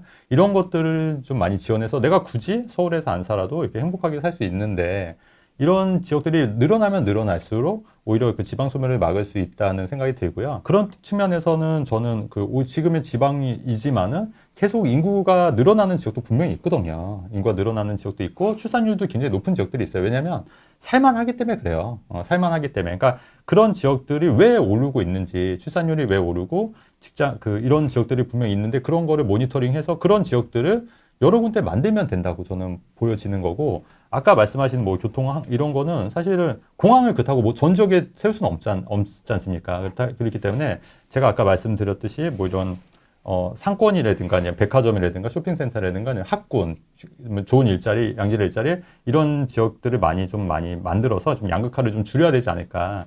지금 개인적으로 좀 그런 생각이 들고, 그런 측면에서 GTS 같은 경우에도 수도권의 어떤 그 교통의 시간적인 그 절약할 수 있는 부분이고 또 수도권 집값을 굉장히 저렴한 비용으로 쓸 수 있는 그런 장점이 있기 때문에 저는 요거는 GTS는 계속해서 해야 된다고 저는 보는 견해예요. 그 노선을 잘 짠 거는 진짜 좋은 그렇죠. 거죠. A 네. 같은 거. A도 지금 실제로 그 파주에서 서울역까지 오니까 굉장히 편리하다고 많이들 말씀하시고, 그게 이제 노선은 괜찮아요. 그렇죠. 삼성역까지 만약에 가게 되면은 훨씬 더 수월하게 가니까 아직 이게 다 완성이 된 게 아니지 않습니까? 그리고 이제 동탄 같은 경우에는 GTS-A 효과가 조금 덜 있었던 이유가 기존에 SRT가 이미 있었어요. SRT가 있었기 때문에.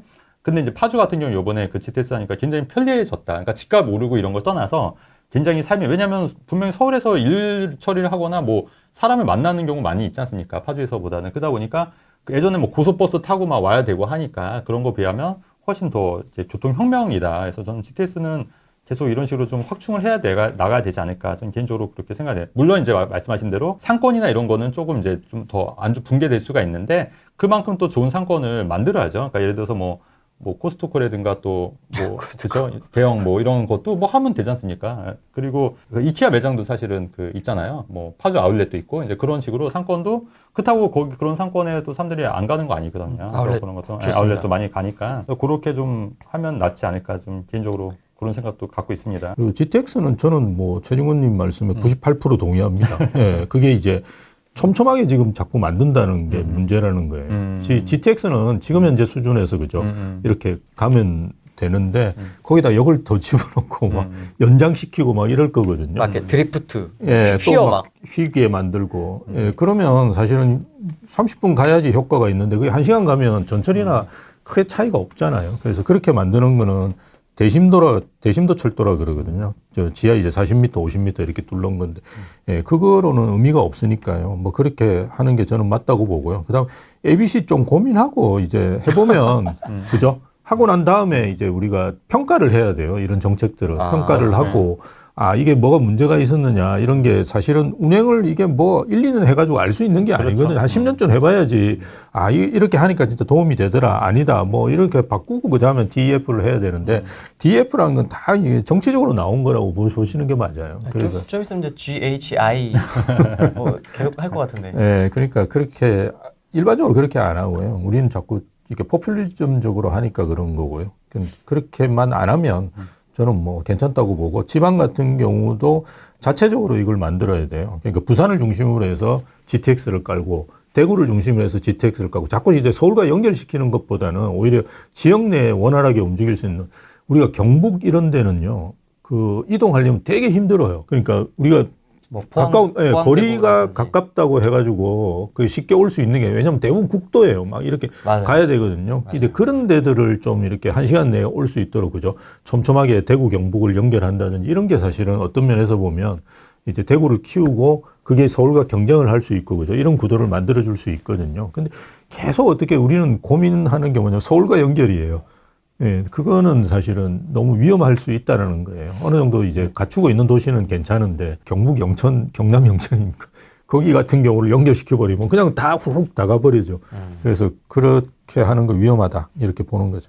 좀 첨언하자면, 그러니까 약간 이원화할 필요가 있을 것 같아요. 그러니까 지역망, 그러니까 우리가 이제 버스 노선도 이렇게 직행이 있고 약간 그 노란 거랑 이렇게 빨간 게 따르게 있지 않습니까? 그 안에서 순환이 있고 또 이제 가는 게 있고. 지선, 간선. 네, 지선 간선이 있잖아요. 그 이명박 대통령 그 한 거, 네, 저는 괜찮다고 봐요. 마찬가지로 수도권에서는 당연히 GTS가 필요한 이유가 그 김포라든가 그러니까 특정 지역을 예로 들면 김포 같은 경우는 지금 그 밀접도가 어마어마해요. 그 둔양짜리지 않습니까? 그게 경전철이 인천 그 골드라인. 네, 골드라인. 너무 많고 골드라인. 또 5호선도 지금 계속 늦춰지고 있고 또 뭐 9호선 얘기도 있지만 그래서 사실 김포에 있는 분들이 또 서울 여의도만 출근을 하려고 하더라도 차로는 30분 거리인데 그거 막 끼어가지고 이렇게 하기에 너무 이렇게 밀집도가 너무 있다 보니까 좀 이렇게 분산하자는 측면에서 GTS D, 그게 이제 GTS D 노선이거든요. 강남까지 이어지는 게.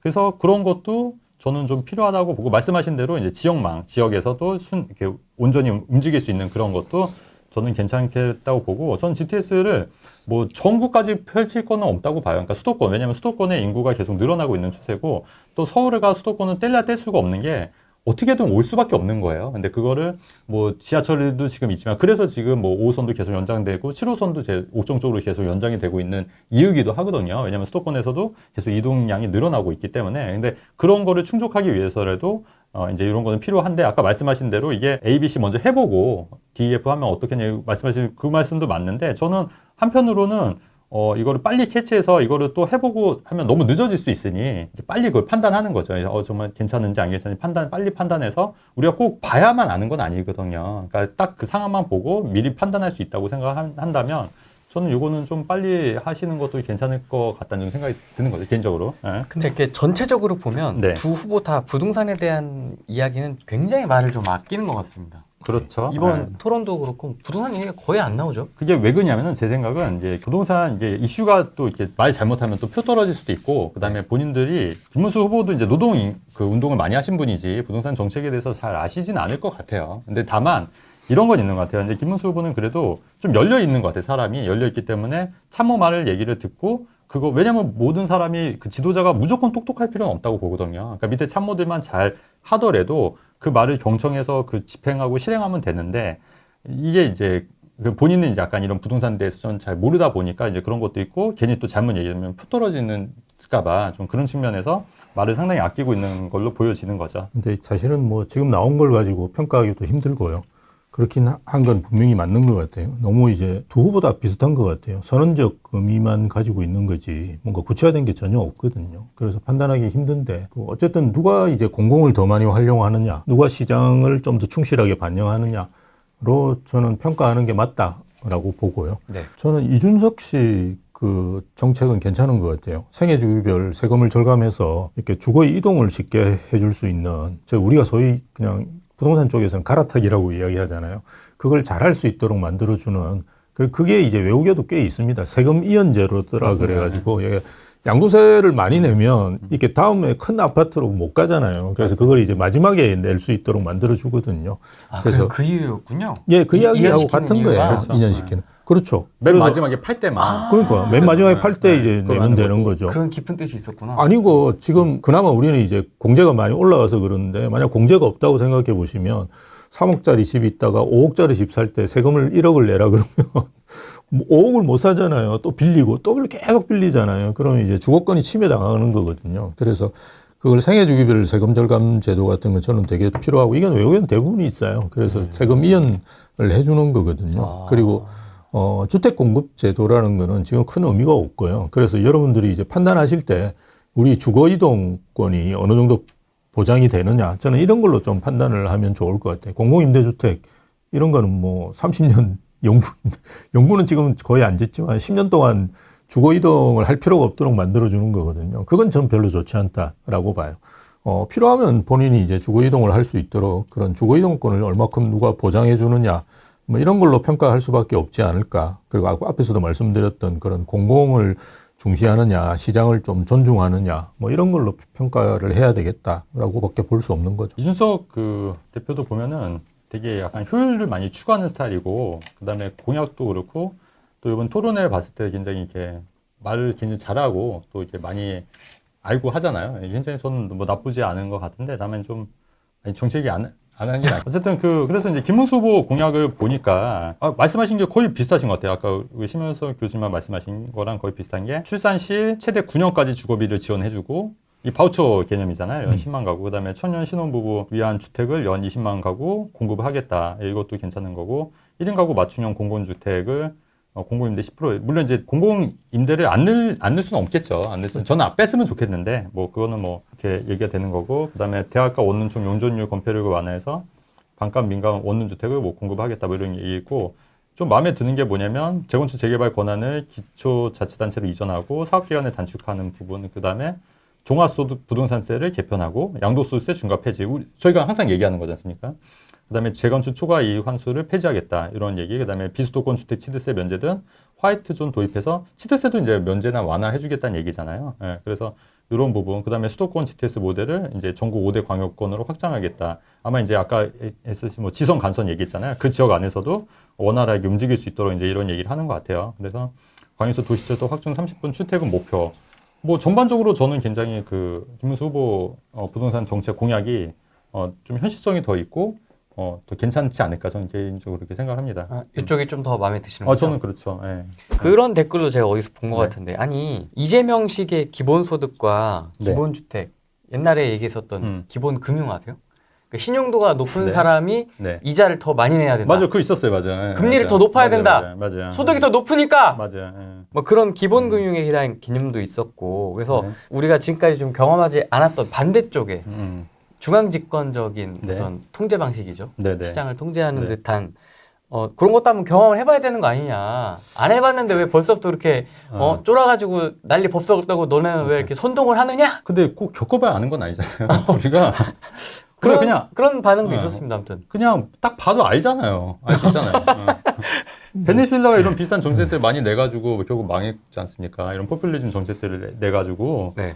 근데 이거를 꼭 겪어봐야 아는지 저는 그게 좀 정말 의아하고 신 교수님은 어떻게 생각하세요? 왜 그런다고 생각하세요? 이런 말도 안 되는 저희가 볼 때는 지금 말도 안 되는 정책들이잖아요. 네. 신용도가 높을수록 이자를 더 정책의 수요가 있으니까 뭐 정책의 이런 걸 수요가 내는 있으니까. 거죠. 예, 그러니까 이런 걸 좋아하시는 분들이 있으니까 내는 네. 거라고 볼 수 있는데요. 말씀하신 대로 이건 뭐 너무나 많은 사례들이 있기 때문에 뭐 이건 다시 뭐 우리가 검토할 필요도 없는 거고요. 큰 정부를 일단 지향을 하는 게 원래 이제 좌파 측이고 그죠. 맞습니다. 작은 정부를 지향하는 게 우파 측이긴 한데 이재명 정부는 큰데 좀 이상한 정부를 좀 지향하는 것 같아요. 큰 거를 좋아하는 거는 맞긴 한데 좀 이제 기본소득, 기본주택 이런 거를 사실은 뭐 한 십몇 년 동안 이야기해 온 거거든요. 이게 뭐 1, 2년 사이에 나온 건 아니고 아시다시피 예전에 이제 대선 때도 나왔고 그전에도 나왔거든요. 이재명 씨가 지금 삼수죠. 예, 그래서 삼수를 하고 있는데 그 전에도 나왔던 정책이거든요. 그걸 계속 이야기하는 걸 보면 여기에 대한 뭔가 신념은 있는 것 같아요. 그래서 제가 위험하다고 이야기하는 거고 잘 모르는데 경제학의 기본도 모르는데 신념만 맞습니다. 있는 거거든요. 그러니까 정말 위험하죠. 잘 알고 있습니다. 호텔 경제 되게 잘합니다. 저도 이제 좀 황당하게 생각하는 게 그때 토론을 보고 재밌게 봤던 게 뭐냐 그러면 그 AI에 100조 투자하겠다 이렇게 이야기하잖아요. 그래서 이준석 후보가 이런 이야기해요. 그러면 어디 투자할 건지 한 3개 정도로 크게 나눠보라 이야기하거든요. 그러니까 굳이 3개로 나눌 필요가 없고요. 이런 이야기하면 본인이 이제 모르는 거예요. 그렇죠. 그걸 예산이라는 거는 우리가 이렇게 잡아보면 25만 원도 똑같습니다. 그걸 이제 100만 원 만들려고 하는데 한꺼번에 100만 원 다 주면 이게 또 정치적으로 별로 재미가 없거든요. 분기별로 한 25만 원씩 주면 그 계속 꺼들 수 있잖아요. 그걸. 본인만 쳐다보고 있을 수 있으니까. 1년 내도록 쳐다볼 수 있게 만드는 거하고 1년에 한 번만 쳐다볼 수 있게 만드는 거 다르잖아요. 그래서 정치적으로 보면 그런 거거든요. 근데 우리가 이제 이런 걸 계산을 해보면 25만 원 이렇게 안 나와요. 계산을 해보면. 왜냐하면 이게 승수 효과라고 그래가지고 뭔가 최대한으로 효과가 날 수 있는 그걸 딱 계산을 해보면 23만 5천 원 이렇게 나오거든요. 그리고 100조도 이게 100조가 나올 수가 없어요. 그러니까 뭐 내다보면 한 95조나 95조 7천 뭐 이렇게 나오는 게 기본적이에요. 예산을 짜보면. 예산이라는 게 그 100조 이렇게 딱 떨어지지 않거든요. 그렇죠. 예전에 이제 뭐 지자체 이런 거 작업을 해보면 그렇게 돼요. 100조란 건 뭐냐, 아무 생각이 없다는 거예요. 아무 생각이 없이 그냥 만들어 놓은 거예요. 그 스태프들이 90조 합시다 이랬더니만, 90조 뭔가 좀 이상하게 딱 안 떨어진다. 뭐 100조 하자, 막. 이렇게 한 거거든요. 그러니까 AI에 대해서 뭔지도 모르는 사람이 이게 나와가지고 이런 거를 답변을 할 수가 없는 거예요. 그렇죠. 그러니까 이준석 후보가 볼 때는 너무 황당한 거죠. 우리가 정말 이렇게 국회의원만 돼도 알아요. 뭐 예산 짜고 이런 거를 그냥 대략적으로 우리가 무슨 99조 7,528만 뭐 이렇게 짠 건 아니잖아요. 그렇게 짜보면 한 95조 7천억 정도 뭐 이런 식으로 나오는 게 정확하게 예산이지. 이게 100조 이렇게 나오는 거는 정말 25만 원 뭐 이렇게 나오는 거는 정말 아무 생각이 없는 거예요. 아무 생각이 없는. 그러니까 그냥 이념만 있고 경제 현실 너무 모르고 경제학 원론 자체를 모르는 사람들이 대부분이니까 정말 이제 심각한 거죠. 네. 맞습니다. 그걸 이제 현실은 이제 딱 보면 민주당 하시는 분들의 생각은 뭐냐 그러면 그 이념을 이렇게 투영할 수 있는 수단이라고 생각하거든요. 현실은. 그거 얼마나 위험한 생각이에요. 그죠? 임대차 입법도 그렇고. 그래서 그런 거 진짜 위험하죠. 맞습니다. 제가 볼 때는 좀 그런 것 같아요. 이게 뭐냐면 이런 자기가 생각했던 그런 이념과 사회 실험을 현실에서 하려고 하는 것 같다는 생각이 드는 거예요. 그렇죠. 그러니까 어떤 이념이냐면 그 왜 김문수 후보나 유시민 의원이나 예전 유시민 전 장관이었죠. 전 장관이나 원래 다 같은 친구였지 않습니까? 신창동 씨도 그렇고. 근데 김문수 후보는 이제 그거를 잘못된 걸 깨닫고 김문수 후보도 예전에는 마르크스주의자였다는 거예요. 그 마르크스 제 자본론 이런 거 책 보고 이런 게 했는데 현실에 부딪혀 보니까 이게 아니구나. 적용이 안 되더라. 적용이 안 되고 이게 틀린 거구나 하면은 바로 이제 돌아선 거지 않습니까? 근데 그걸 꼭 찍어봐야 아는 건 아니지만 저희는 그거 굳이 안 해도 저는 알 것 같긴 한데 어쨌든 그분은 그래도 용감한 게 이게 아니구나 해서 자기가 반성하고 돌아섰지 않습니까? 근데 여전히 유시민이라든가 뭐 심상정 씨라든가 뭐 이런 분들은 여전히 그런 생각을 아직도 갖고 있고 그 생각이 또 옳다고 생각하고 여전히 그거를 지금 주장하고 있는데 이런 생각들이 전반적인 민주당의 이제 스탠스라는 거죠. 문제는. 그러다 보니까 이게 틀린 거면 빨리 제가 잘못한 거 알고 해야 되는데 근데 제가 한편으로는 왜 그럴까 이 사람들이 도대체 왜 그럴까 하는 생각이 들면은 평생을 자기가 믿고 있는 신념대로 살아왔는데 지금 와서 이거를 부정하면은 자기 존재 자체가 부정을 한다는 생각을 할 것 같아요. 제가 볼 때는. 그래서 그렇기 때문에 절대 부정을 할 수가 없고 너희들이 다 틀렸어. 내가 맞아. 이거를 끝까지 죽을 때까지 유지할 것 같지 않을까. 네. 자기가 잘못된 거를 자각은 하고 있는 거예요? 자각도 못하는 거죠. 그러니까 그 자각하는 순간 자기 삶의 자체가 무너지기 때문에. 거죠, 그러니까 심리적으로 그 약간 방어 기제식으로 그냥 자기가 믿고 싶은 것만 믿게 되는 현상을 갖고 있는 거로 저는 보여지는 거예요. 왜냐면은 이게 이미 많이 그 세계적으로 증명이 많이 됐지 않습니까? 근데도 불구하고 여전히 이런 생각을 갖고 있고 유시민 의원 예전에 그 유시민 전 장관 같은 경우에 최근에 얘기했던 게 깜짝 놀랐던 게 GTS ABC 예전 김문수 후보 공약할 때 그 말도 안 되는 공약이라고 했는데 아니잖아요. 그 훨씬 잘 됐고 그다음에 호텔 경제 이론에 대해서 유시민 전 장관 생각이 뭐였냐면 호텔 경제학은 대학원생들만 가서 배워야지만 이해할 수 있는 이론이라는 식으로 얘기를 한 거예요. 정확하면 어디간 경제학 석사. 경제학 석사였습니까? 네. 네. 근데 저는 경제학 석사 안 나와도 알 것 같거든요. 그렇죠. 네. 후배도 알잖아요. 네. 그리고 뭐 똥인지 된장인지 뭐 찍어봐야 아는 건 아니잖아요. 그냥 아는 거예요. 자연스럽게 아는 건데 그리고 틀렸으면은 본인이 틀렸다고 그거를 과감하게 인정하고 바꿔나는 게 진짜 용감한 사람이고 저 역시 만약에 틀렸다고 하면 저도 잘못했다 내가 틀린 것 같습니다 이렇게 하는 게 더 용기 있는 거 아니겠습니까? 근데 그런 사람들은 여전히 평생을 그렇게 살아왔기 때문에 그거를 부정하는 순간 자기 자체가 무너질 수 있기 때문에 심리적인 방어 기제로 절대 바뀌지 않으려고 할 거다. 이게 제 개인적인 생각이에요. 네. 우리 재명이 형이 달라졌어요가 아니네요. 그럼. 네. 앞에서 우리 최진호님 말씀하셨지만 사실은 우리 김문수 후보나 아니면 예전에 그 이재호 씨라고 있었어요. 이재호 의원. 뭐 이런 분들이 민주화 운동 정말 열심히 하셨고요. 잡혀가지고 정말 죽음의 위기까지 갔던 분들인데요. 이런 분들이 이제 돌아선 거를 보면 정말 이게 문제가 있는 거거든요. 그런데도 아직도 이제 그렇게 하는 거는 뭐 말씀하셨던 것도 굉장히 논리적으로 일리가 있고요. 네. 제 생각은 이제 뭐 상당수의 제 친구들이 대부분 그 나이 또래입니다. 그래서 저희 나이 또래 사람이라서 저도 항상 나오면 죄송한데 어쨌든 그 친구들 보면 대부분 이제 학생 운동 하다가 이제 전과가 있으니까 취업을 못 해요. 그래서 평생을 이제 직장을 못 가져본 친구들이에요. 그러니까 사회생활을 안 해봤어요. 그러니까 사회가 어떻게 구조가 흘러가는지 잘 몰라요. 기껏 한다는 게 이제 뭐 국회의원 보좌관 한다든지 뭐 출판사 이런 걸 해가지고 뭐 돈도 못 벌고 근데 집사람들은 대부분 또 직장을 가지고 있고 이래서 먹고 살아온 거예요. 그러니까 경제가 어떻게 돌아가는지 이런 걸 내가 내 가정 경제를 책임져 보지 못한 놈들이 많거든요. 그런 상황에서 경제가 어떻게 돌아가는지 어떻게 알겠어요, 본인이. 예. 그러니까 그런 전혀 사회생활을 안 해봤던 사람, 그리고 대부분 만나는 친구들이 뭡니까? 다 그 학생 운동 해가지고 노는 사람들만 계속 만나니까 본인들 생각이 어떻게 되겠습니까? 계속 확대 재생산 되는 거예요. 그렇죠. 그래서 사실은 그 젊을 때 좌파가 아니면 좌파가 안 되면 그것도 이상한 거고, 나이 들어 사회생활 했는데도 좌파면 그것도 이상한 거거든요. 그 정상적으로 이렇게 살다 보면 그게 될 수가 없어요. 사실은 현실적이지도 않고요. 근데 그렇게 계속되는 거는 사회생활을 사실 해본 친구들이 별로 없어요. 보면 기껏한 게 뭐 국회의원 보좌관하고 이러는 거니까요. 그거는 완전 정치적인 거잖아요. 그래서 근데 저는 왜 젊었을 때 좌파가 아니었을까요? 저는 젊었을 때. 근데 그거는 이제 시대적 상황도 있다고 봐요. 저희 이제 80년대 초중반 때는 정말 근데 저도 이제 90년 제가 이제 90년대 그 뒷세대죠. 뒷세대였는데 뒷세대죠. 그 이제 제가 정말 좀 안타까웠던 게 학교 선배가 이제 저도 이제 과대표고 했으니까 하면 이제 학생회장에 있던 이제 MT를 가고 하면은 뭐 부르주아 얘기하고 막 미국을 안쪽 뭐 이런 식으로 얘기하지 않습니까? 근데 담배는 말보를 피는 거예요. 담배를 말보를 하면 안 펴. 희한하더라고요, 그게. 모순이고. 그래서 뭐 저런 사람이 있나. 그리고 이제 그때는 막 대자보 같은 거 많이 있지 않습니까? 그러면 5.18 광주 뭐 그런 거 있었어요. 그러면 저도 약간 충격이긴 했어요. 하지만 또 그런 사람들이 이렇게 운동권 선배들이랑 얘기를 하다 보면은 좀 말도 안 되는 얘기를 좀 한다는 좀 인식이 굉장히 강했었고. 그리고 이 사람들이 좀 문제가 뭐냐면 항상 모순적이에요. 예전에 그 쿠바 그 체게바라 있지 않습니까? 체게바라도 보면은 롤렉스 매니아였던 거 아세요?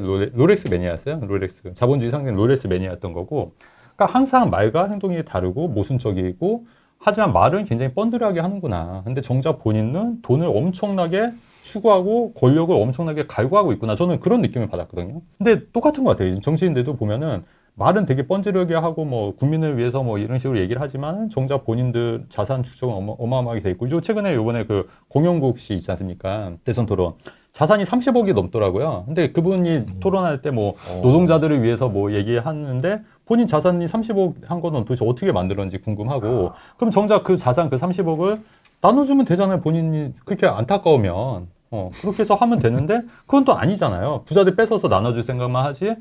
저는 그것도 굉장히 모순적이라고 저는 봤거든요. 열심히 사신 분이군요. 근데 네? 열심히 사신 분. 그러니까 열심히 산 거는 뭐 좋다고 할 수 있는데 그러면 부자들 뺏어서 나눠주는 거에 대해서는 굉장히 강조하면서 정작 자산은 본인 30억을 누가 뺏어서 주자고 하면은 본인 주겠냐는 거죠.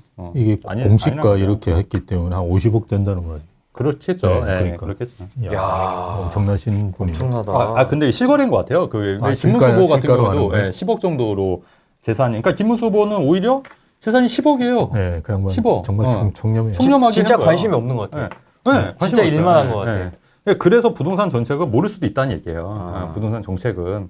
근데 이제 그거는 참모들이나 이제 밑에 직원들을 잘 기용하면 된다는 얘기죠. 심 교수님. 그렇죠. 심 교수님 같은 분은 빨리 해야 돼요. 정책자문위원으로 빨리 해가지고. 해야 되는데. 근데 아시다시피 지금 그 민주당 부동산 정책자문위원들이 다 그런 약간 이상한 생각들을 갖고 있는 분들이 많잖아요. S대. 네, 참 안타깝다. 그래서 저는 이게 그 진짜 초급단으로 가지 않을까. 저도 굉장히 그 우려스러운 부분도 분명히 있어요. 거기 뭐 스텝들이 굉장히 좌파 성향이 짙어요. 그러니까 그렇죠. 예전 문재인 정부 때보다 훨씬 더 좌파로 더 가 있는 사람들이 많거든요. 그래서 아마 그렇게 갈 거예요. 그건 네. 뭐. 유럽형 복지국가를 꿈꾼다고. 우리는 베네수엘라라고 공격을 하지만 그들은 유럽형 복지국가가 될 거라고. 근데 이제 스웨덴이나 이런 데 모델을 한 것 같은데 네. 거기는 워낙 그 인구도 적고 워낙 부자 국가고 우리나라는 뭐 자원도 없고 사실은 우리 이런 데서 복지로 하면은 당장 망하죠. 그러니까 인적 자원이 재산인 나라에서 다 복지로 퍼주면은 이게 살아남겠습니까? 가뜩이나. 주 4.5일째 한답니다. 와. 와, 좋겠다. 그러니까 물어보면 대답을 잘 안 하잖아요. 이게 기업 뭡니까?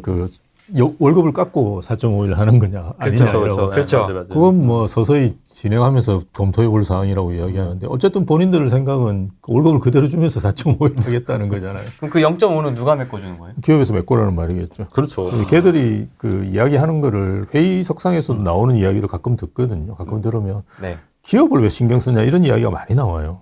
뭐 하면.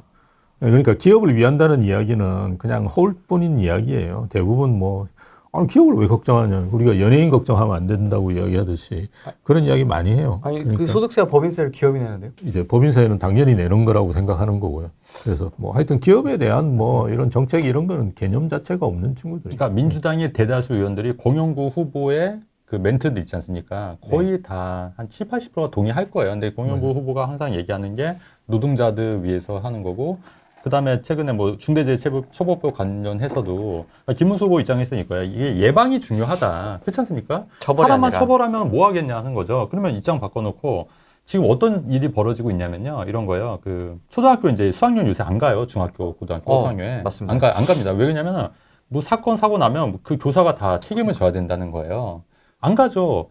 저 같아도 만약에 중대재해처벌법, 저도 예전에 그 카페 했지 않습니까? 그 직원이 손을 댔어요. 그래서 빨리 이제 병원 가고 하는데 가슴이 철렁하더라고요. 아, 빨리 접은 게 다행이구나, 진짜. 이런 생각.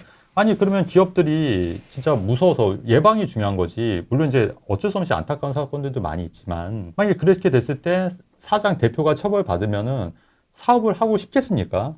다 이제 차명으로 하거나 뭐 가짜로 하려고 하겠죠. 해외로 가거나. 그러니까 이런 부작용이 있기 때문에 차별금지법에 대해서 반대하는 거지. 그 사람이 우리가 그 인권을 존중하지 않거나 노동자의 그 인권을 존중하지 않아서 반대하는 게 아니거든요. 근데 말이 안 통하는 거예요, 말이 안 통하고 아무리 얘기를 해도 본인 주장만 딱 갖고 있는 거예요. 그게. 그러니까 대부분의 그 민주당 있는 제가 볼 때 한 7, 80%가 그 사람과 그 공영구 그 후보의 그 생각과 아마 일치한다고 저는 보는 거죠. 그렇기 때문에 이게 굉장히 저는 심각한 문제라고 보는 거예요. 민주당 초선들은 굉장히 강해요. 좌파적인 되게 성향들이. 강하던데. 예, 초선들이 되게 강합니다. 그래서 그게 이제 원래 잘 아시다시피 경기동부연합이라고, 예, 그쪽에서 많이 이제 그 스태프들을 만들어내고 이제 활동을 하거든요. 그러다 보니까 그쪽이 완전 뭐 굉장히 강합니다. 산호맹 뭐 이런 쪽이에요. 그래서 그 집권을 하면 전면으로 나올 거예요.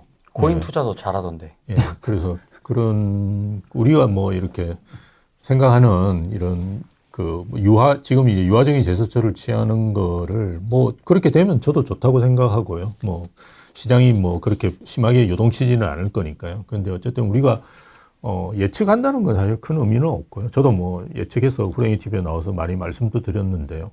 그거보다는 우리가 대응을 해야 되잖아요. 맞습니다. 그래서 예, 최악의 경우를 생각하고 여러분들도 이렇게 뭐 자산 관리라든지 이런 걸 그죠? 뭐 하셔야 되는 거지. 이렇게 보고 최근에 이제 그 거래가 그나마 이제 좀 매수세가 좀 뜸한 거는 혹시나거든요. 혹시나 김문수 후보가 되지 않을까 이런 생각을 하는 분들이 계시거든요. 만나고. 이렇게 올라오면서 그럼요. 지지율이... 강남에 계신 분들은 야 혹시나 뭐 지금은 여론조사 다 거짓이에요. 뭐 이렇게 생각하는 분들이 있는데 저도 그랬으면 좋겠는데 어쨌든 우리가 그 최악의 경우를 대비하고 하셔야 되기 때문에 그런 상황을 상정한 다음에 이제 본인 자산을 어떻게 바꿀 건지 유지할 건지 뭐 이런 걸 고민하시는 게 더 좋지 않을까 싶습니다. 계속 이야기해 왔듯이 어쨌든 7월 달 이제 스트레스 DSR 3단계 시행되고 어쨌든 대선이 끝나면 혹시나 하는 사람들도 역시나 이러면서 이제 움직이겠죠. 그죠? 예. 그러니까 6, 7월 달에 거래가 많이 될 수밖에 없는 상황이니까 그때 이제 뭐 파실 분 팔고 살 분도 이제 오히려 지금은 그래도 그 대출 규제가 심하지 않은 때잖아요. 그래서 뭐 사실 수 있는 분도 좀 유리하다고 보거든요. 네. 특히나 스트레스 DSR 적용이 안 된다 그러면 어쨌든 한도는 늘어나니까요. 뭐 그렇게 해서 움직이시는 분들은 좀 움직이시는 게 저는 좋다라고 보고요. 네. 예. 그리고 내년 초에 또 어쨌든 지금 우리가 어쨌든 그 6월 1일 기준으로 해서 다행히 6월 3일 날 대통령 선거가 끝나니까 네. 지금 올해 내는 여러분 보유세는 이제 거의 끝났거든요. 그래서 재산세하고 종부세는 다 결정이 됐어요. 그래서 뭐 걱정 안 하셔도 되고 내년 이제 6월 1일까지는 괜찮잖아요. 시간적 여유가 그렇죠. 있거든요. 그래서 조금 여유를 가지시고 움직이시는 거는 상관이 없는데 어쨌든 내년에도 또 제가 말씀드렸던 큰 이슈가 있잖아요. 5월 달 되면 이제 양도세 중과로 이제 넘어갈 가능성이 있거든요. 민주당이 되면. 그렇죠. 그래서 그 상황을 고려하셔가지고 이제 본인 포트폴리오 같은 걸 조정하시는 게 좋지 않을까 봅니다. 그렇죠. 그러니까 쉽게 말하면 이제 너무 많으신 분들은 이제 뭐 아직 확정된 건 아니지만 뭐 민주당이 집권하게 되면은 이제 좀 개수를 좀 줄이시는 게 맞을 것 같다 이런 말씀 드리는 거고. 네. 무주택자는 이제 좀 빨리 살아. 이제 아마 그 말씀이신 것 같아요. 무주택자나 1주택자 갈아타기 하실 분들은 네. 가능한 빨리 하시는 게 맞지 않을까. 근데 저는 이제 한 가지 더 첨언하자면 여기서 그럼에도 불구하고 좀 저평가된 지역을 한번 더 찾아봐라. 왜냐면은 또 그 와중에도 분명히 저평가된 지역은 있다. 이런 말씀을 좀 드리는 거거든요. 그러니까 저평가라는 개념이 상대적인 저평가라는 얘기예요. 그러니까 다 올랐지만 그래도 상대적으로 내가 좀 더 저렴하게 들어갈 수 있는 그런 데를 잘 찾는 것도 좀 필요해 보이지 않겠냐. 좀 개인적으로 좀 그렇게 생각합니다. 작년까지는 성동구 정도까지라고 봤다면 네. 올해 하반기 이후에는 좀 더 온기가 퍼져 나갈 수 있을까요? 그러니까 위아래로? 그 이제 정책이 또 지금 토지거래 허가를 더 확대 지정한다는 얘기가 있잖아요. 네. 그러면 똑같아요. 만약에 그거를 이제 성동구 과천이라든가 뭐 강동구라든가 뭐 마포구라든가 이렇게 지정할 거 아닙니까? 그러면 그 여파로 확장이 되겠죠. 당연히. 그러면 오히려 상대적으로 더 오른 지역들이 오를 수 있으니 차라리 그런 지역들도 좀 유심히 볼 필요가 있지 않겠냐는 게 제 개인적인 생각인 거예요. 이게 만약에 확정이 된다고 하면은. 근데 그것도 이제 좀 예의주시할 필요가 있다는 거죠. 왜냐면 계속 우리가 풍선 효과 많이 경험해 봤잖아요. 서울 묶으니까 수도권 묶으니까 또 지방 묶으니까 또 이런 식으로 계속 이렇게 풍선 효과가 있었지 않습니까? 언제? 문재인 정권 때 이미 있었던 거예요. 그러니까 지금 제가 볼 때는 그때랑 거의 비슷한 식으로 갈 수도 있지 않겠냐는 게 이제 개인적인 생각이고, 그때보다 더 초양극화가 더 심해지지 않을까 이런 생각도 이제 있는 거예요.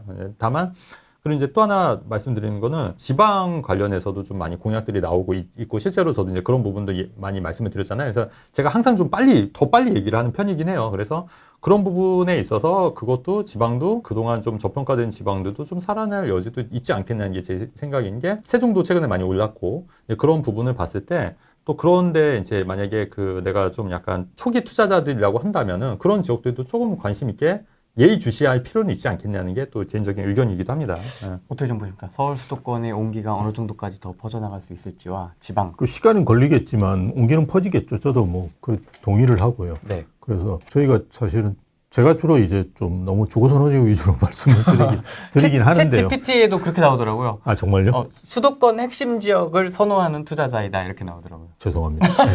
그 오대방에 상담을 해보면 대부분 이제 강남 분들이 와서 상담을 하다 보니까 이제 네. 그쪽 자꾸 이제 제가 주시를 하고 이러는 상황도 있는 것 같아요. 그래서 그런 건데요. 어쨌든 뭐 온기가 계속 퍼지니까요. 그리고 우리 문재인 정부 시즌 2라고 보시는 게 맞거든요. 민주당이 집권하면. 그러면 문재인 정부 때 가만히 생각해 보시면 거의 투기관리지구는 전국에 거의 다 지정되어 있다고 생각하시면 됩니다. 그러면 자연스럽게 그런 온기가 이제 퍼져나갈 수밖에 없는 상황이고요. 올해나 내년 이렇게 고려해 본다 그러면 저는 이제 9월까지 이제 토호제가 구별로 지금 지정이 돼 있거든요. 그게 토호제는 저는 동별로 전환되지 않을까라고 조심스럽게 생각하고요. 대신에 아마 9월, 10월 이때 뭐 대책이 나오면서 마포나 성동 이런 데는 투기관리지구로 지정되지 않을까라고 조심스럽게 생각해요. 왜냐하면 이게 투기관리지구라든지 조정대상지구로 지정하고 난 다음에 토호제를 해야지 의미가 있지, 지정 안 하고 토호제 하는 거는 사실 큰 의미는 없다고 봐요. 그래서 원래 기본은 이제 투기관리지구나 조정대상지역이거든요. 그걸 아주 이제 촘촘하게 깔기 시작할 겁니다. 계속 오르면 방법이 없거든요. 근데 지금 양도세 최대치가 82.5%인데 90%로 한들 그게 무슨 의미가 있겠습니까? 시장에 반응이 없거든요, 이제. 그리고 뭐, 2주택에 대해서 뭐 8%, 3주택에 대해서 이제 뭐 12% 이렇게 취득세를 매기는데 그걸 뭐 몇 프로 더 올린다고 큰 의미가 없거든요. 그러니까 아마 제 생각에는 그런 투기관리지구를 일단 촘촘하게 깔면서 뭔가 이제 시장에 충격을 계속 주려고 노력할 거예요. 그래서 그런 거를 좀 고려해 보신다 그러면, 최근에 이제 과천이나 이런 쪽에 계신 분들 오시면 저는 이 과천도 투기관리지구 지정될 가능성이 있다, 올해 내로. 그렇죠. 그래서 좀 조심하시는 게 좋다. 그래서 그걸 고려하셔가지고 뭐 이렇게 본인 포트폴리오를 조정하시라는 말씀을 드리거든요. 그리고 세종도 저는 위험하다고 봐요. 그래서 이런 지역들은 지금 너무 빨리 움직여가지고 이렇게 빨리 움직이는 징을 맞거든요. 그래서 본인도 이제 투기관리지구가 어느 정도 늘어날지, 그죠? 토호제 같은 경우는 또 어떻게 될지 이런 걸 좀 나름 이렇게 뭐 저만 이야기하는 건 아니니까요. 다양한 이제 이런 걸 보시고 좀 판단하셔가지고 움직이시는 게 좋지 않을까 싶습니다. 다주택자는 지금은 조금 이제 보유세 부담이 많아지기 때문에 좀 줄이고 또 다음 기회를 모색하시는 것도 괜찮지 않을까. 그래서 이제 특히 내년 5월 9일 이후에는 양도세 중과가 되기 때문에 특히 이제 조정 지역이 더 확대될 수도 있기 때문에 그런 지역들을 갖고 계신 분들이라면 정권이 어떻게 되냐에 따라서 이제 채수를 좀 줄이시는 전략이 좀 필요하겠다, 이런 말씀 드리는 거고, 그다음에 이제 무주택 같은 경우에는 이제 지금이 제일 저렴한 시점인 것 같아요. 항상 보면은. 그렇기 때문에 너무 고민하지 마시고 상대적으로 좀 덜 오른 지역에 사시는 것도 괜찮고, 그다음에 또 하나 또 팁을 드리면 항상 강조하는 거지만 투자와 실거주를 분리해서 투자할 수도 있다. 그러니까 꼭 내가 꼭 실거주하는 데만 투자하려고 하지 말고 좀 저평가된 데는 내가 실거주를 못하는 지역일 수도 있잖아요. 그러니까 실거주와 투자를 분리해서 하는 경우도 있고, 그 다음에 뭐 일시적 1세대 2주택을 활용한 전략은 여전히 유효하다. 그리고 뭐 이제 내 집 마련 또 상급지로 갈아타시려고 하는 분들은 좀 빨리 좀 움직이시는 것도 괜찮지 않겠냐. 근데 이제 다만 또 주의할 거는 내 집을 먼저 팔고 움직이시는 게 마음이 편하실 거다. 왜냐면은 덜컹 내 집 살 집 먼저 사면은 굉장히 좀 해보시면 아시겠지만 굉장히 좀 움츠려들어요. 굉장히. 예, 그렇기 때문에 그런 부분도 좀 참고해서 이제 결정하시면 좋을 것 같습니다. 네, 좋습니다. 예, 무주택자분들은 뭐 상반기에 사시는 게 제일 저는 좋다라고 보고요. 1주택자나 다주택자분들은 그냥 알아서 잘 하실 거라고 봐요. 뭐 갈아타기 하실 적정 시기를 본인들을 조정하시면 좋고요. 아까 계속 저희가 나왔지만 그러니까 대기 수요로 머무르시는 게 맞고요. 이 관망으로 돌아서는 순간 부동산 시장은 떠난 거라고 보시면 됩니다. 그래서 사실은 토지에 우리가 지정되고 해제되면서 그 지정 해제가 딱 되면서부터 확 그냥 수요가 몰려들었거든요. 그러니까 그 사람들이 관망 수요냐 하면 그건 아니고요. 이게 모든 아파트 다 둘러보고 그죠? 딱 결정을 해놓고 있는데 그렇죠. 여건이 안 돼가지고 안 사는 분들이 그러니까 이게 한 달도 안 되는 시간에 살 수 있는 거지. 그렇죠. 우리가 집을 사는데 최소 한 2-3달은 걸려요. 사실은 현실적으로 보면. 그래서 그런 수요로 남아 계셔야 된다라는 것만 좀 명심하시면 이게 떠나는 순간 사실은 부동산 시장은 다시 또 관심 가지고 돌아오기 쉽지가 않거든요. 그래서 계속 이제 지켜보시고 있는 게 저는 의미가 있다라고 보고요. 주거선호 지역들 사시겠다 그러면 진짜 좀 빨리 움직이시는 게 좋다. 이렇게 계속 오른다. 그리고 오름폭도 커질 수도 있다. 대신에 이제 뭐 난 좀 외곽지인데 그래도 호재가 있는 지역을 사겠다 그러면 호재라는 게 어차피 실현되는 시기 같은 것들이 있거든요. 그게 맞춰가지고 조금 여유 있게 그래도 움직이시는 것도 나쁘지 않다.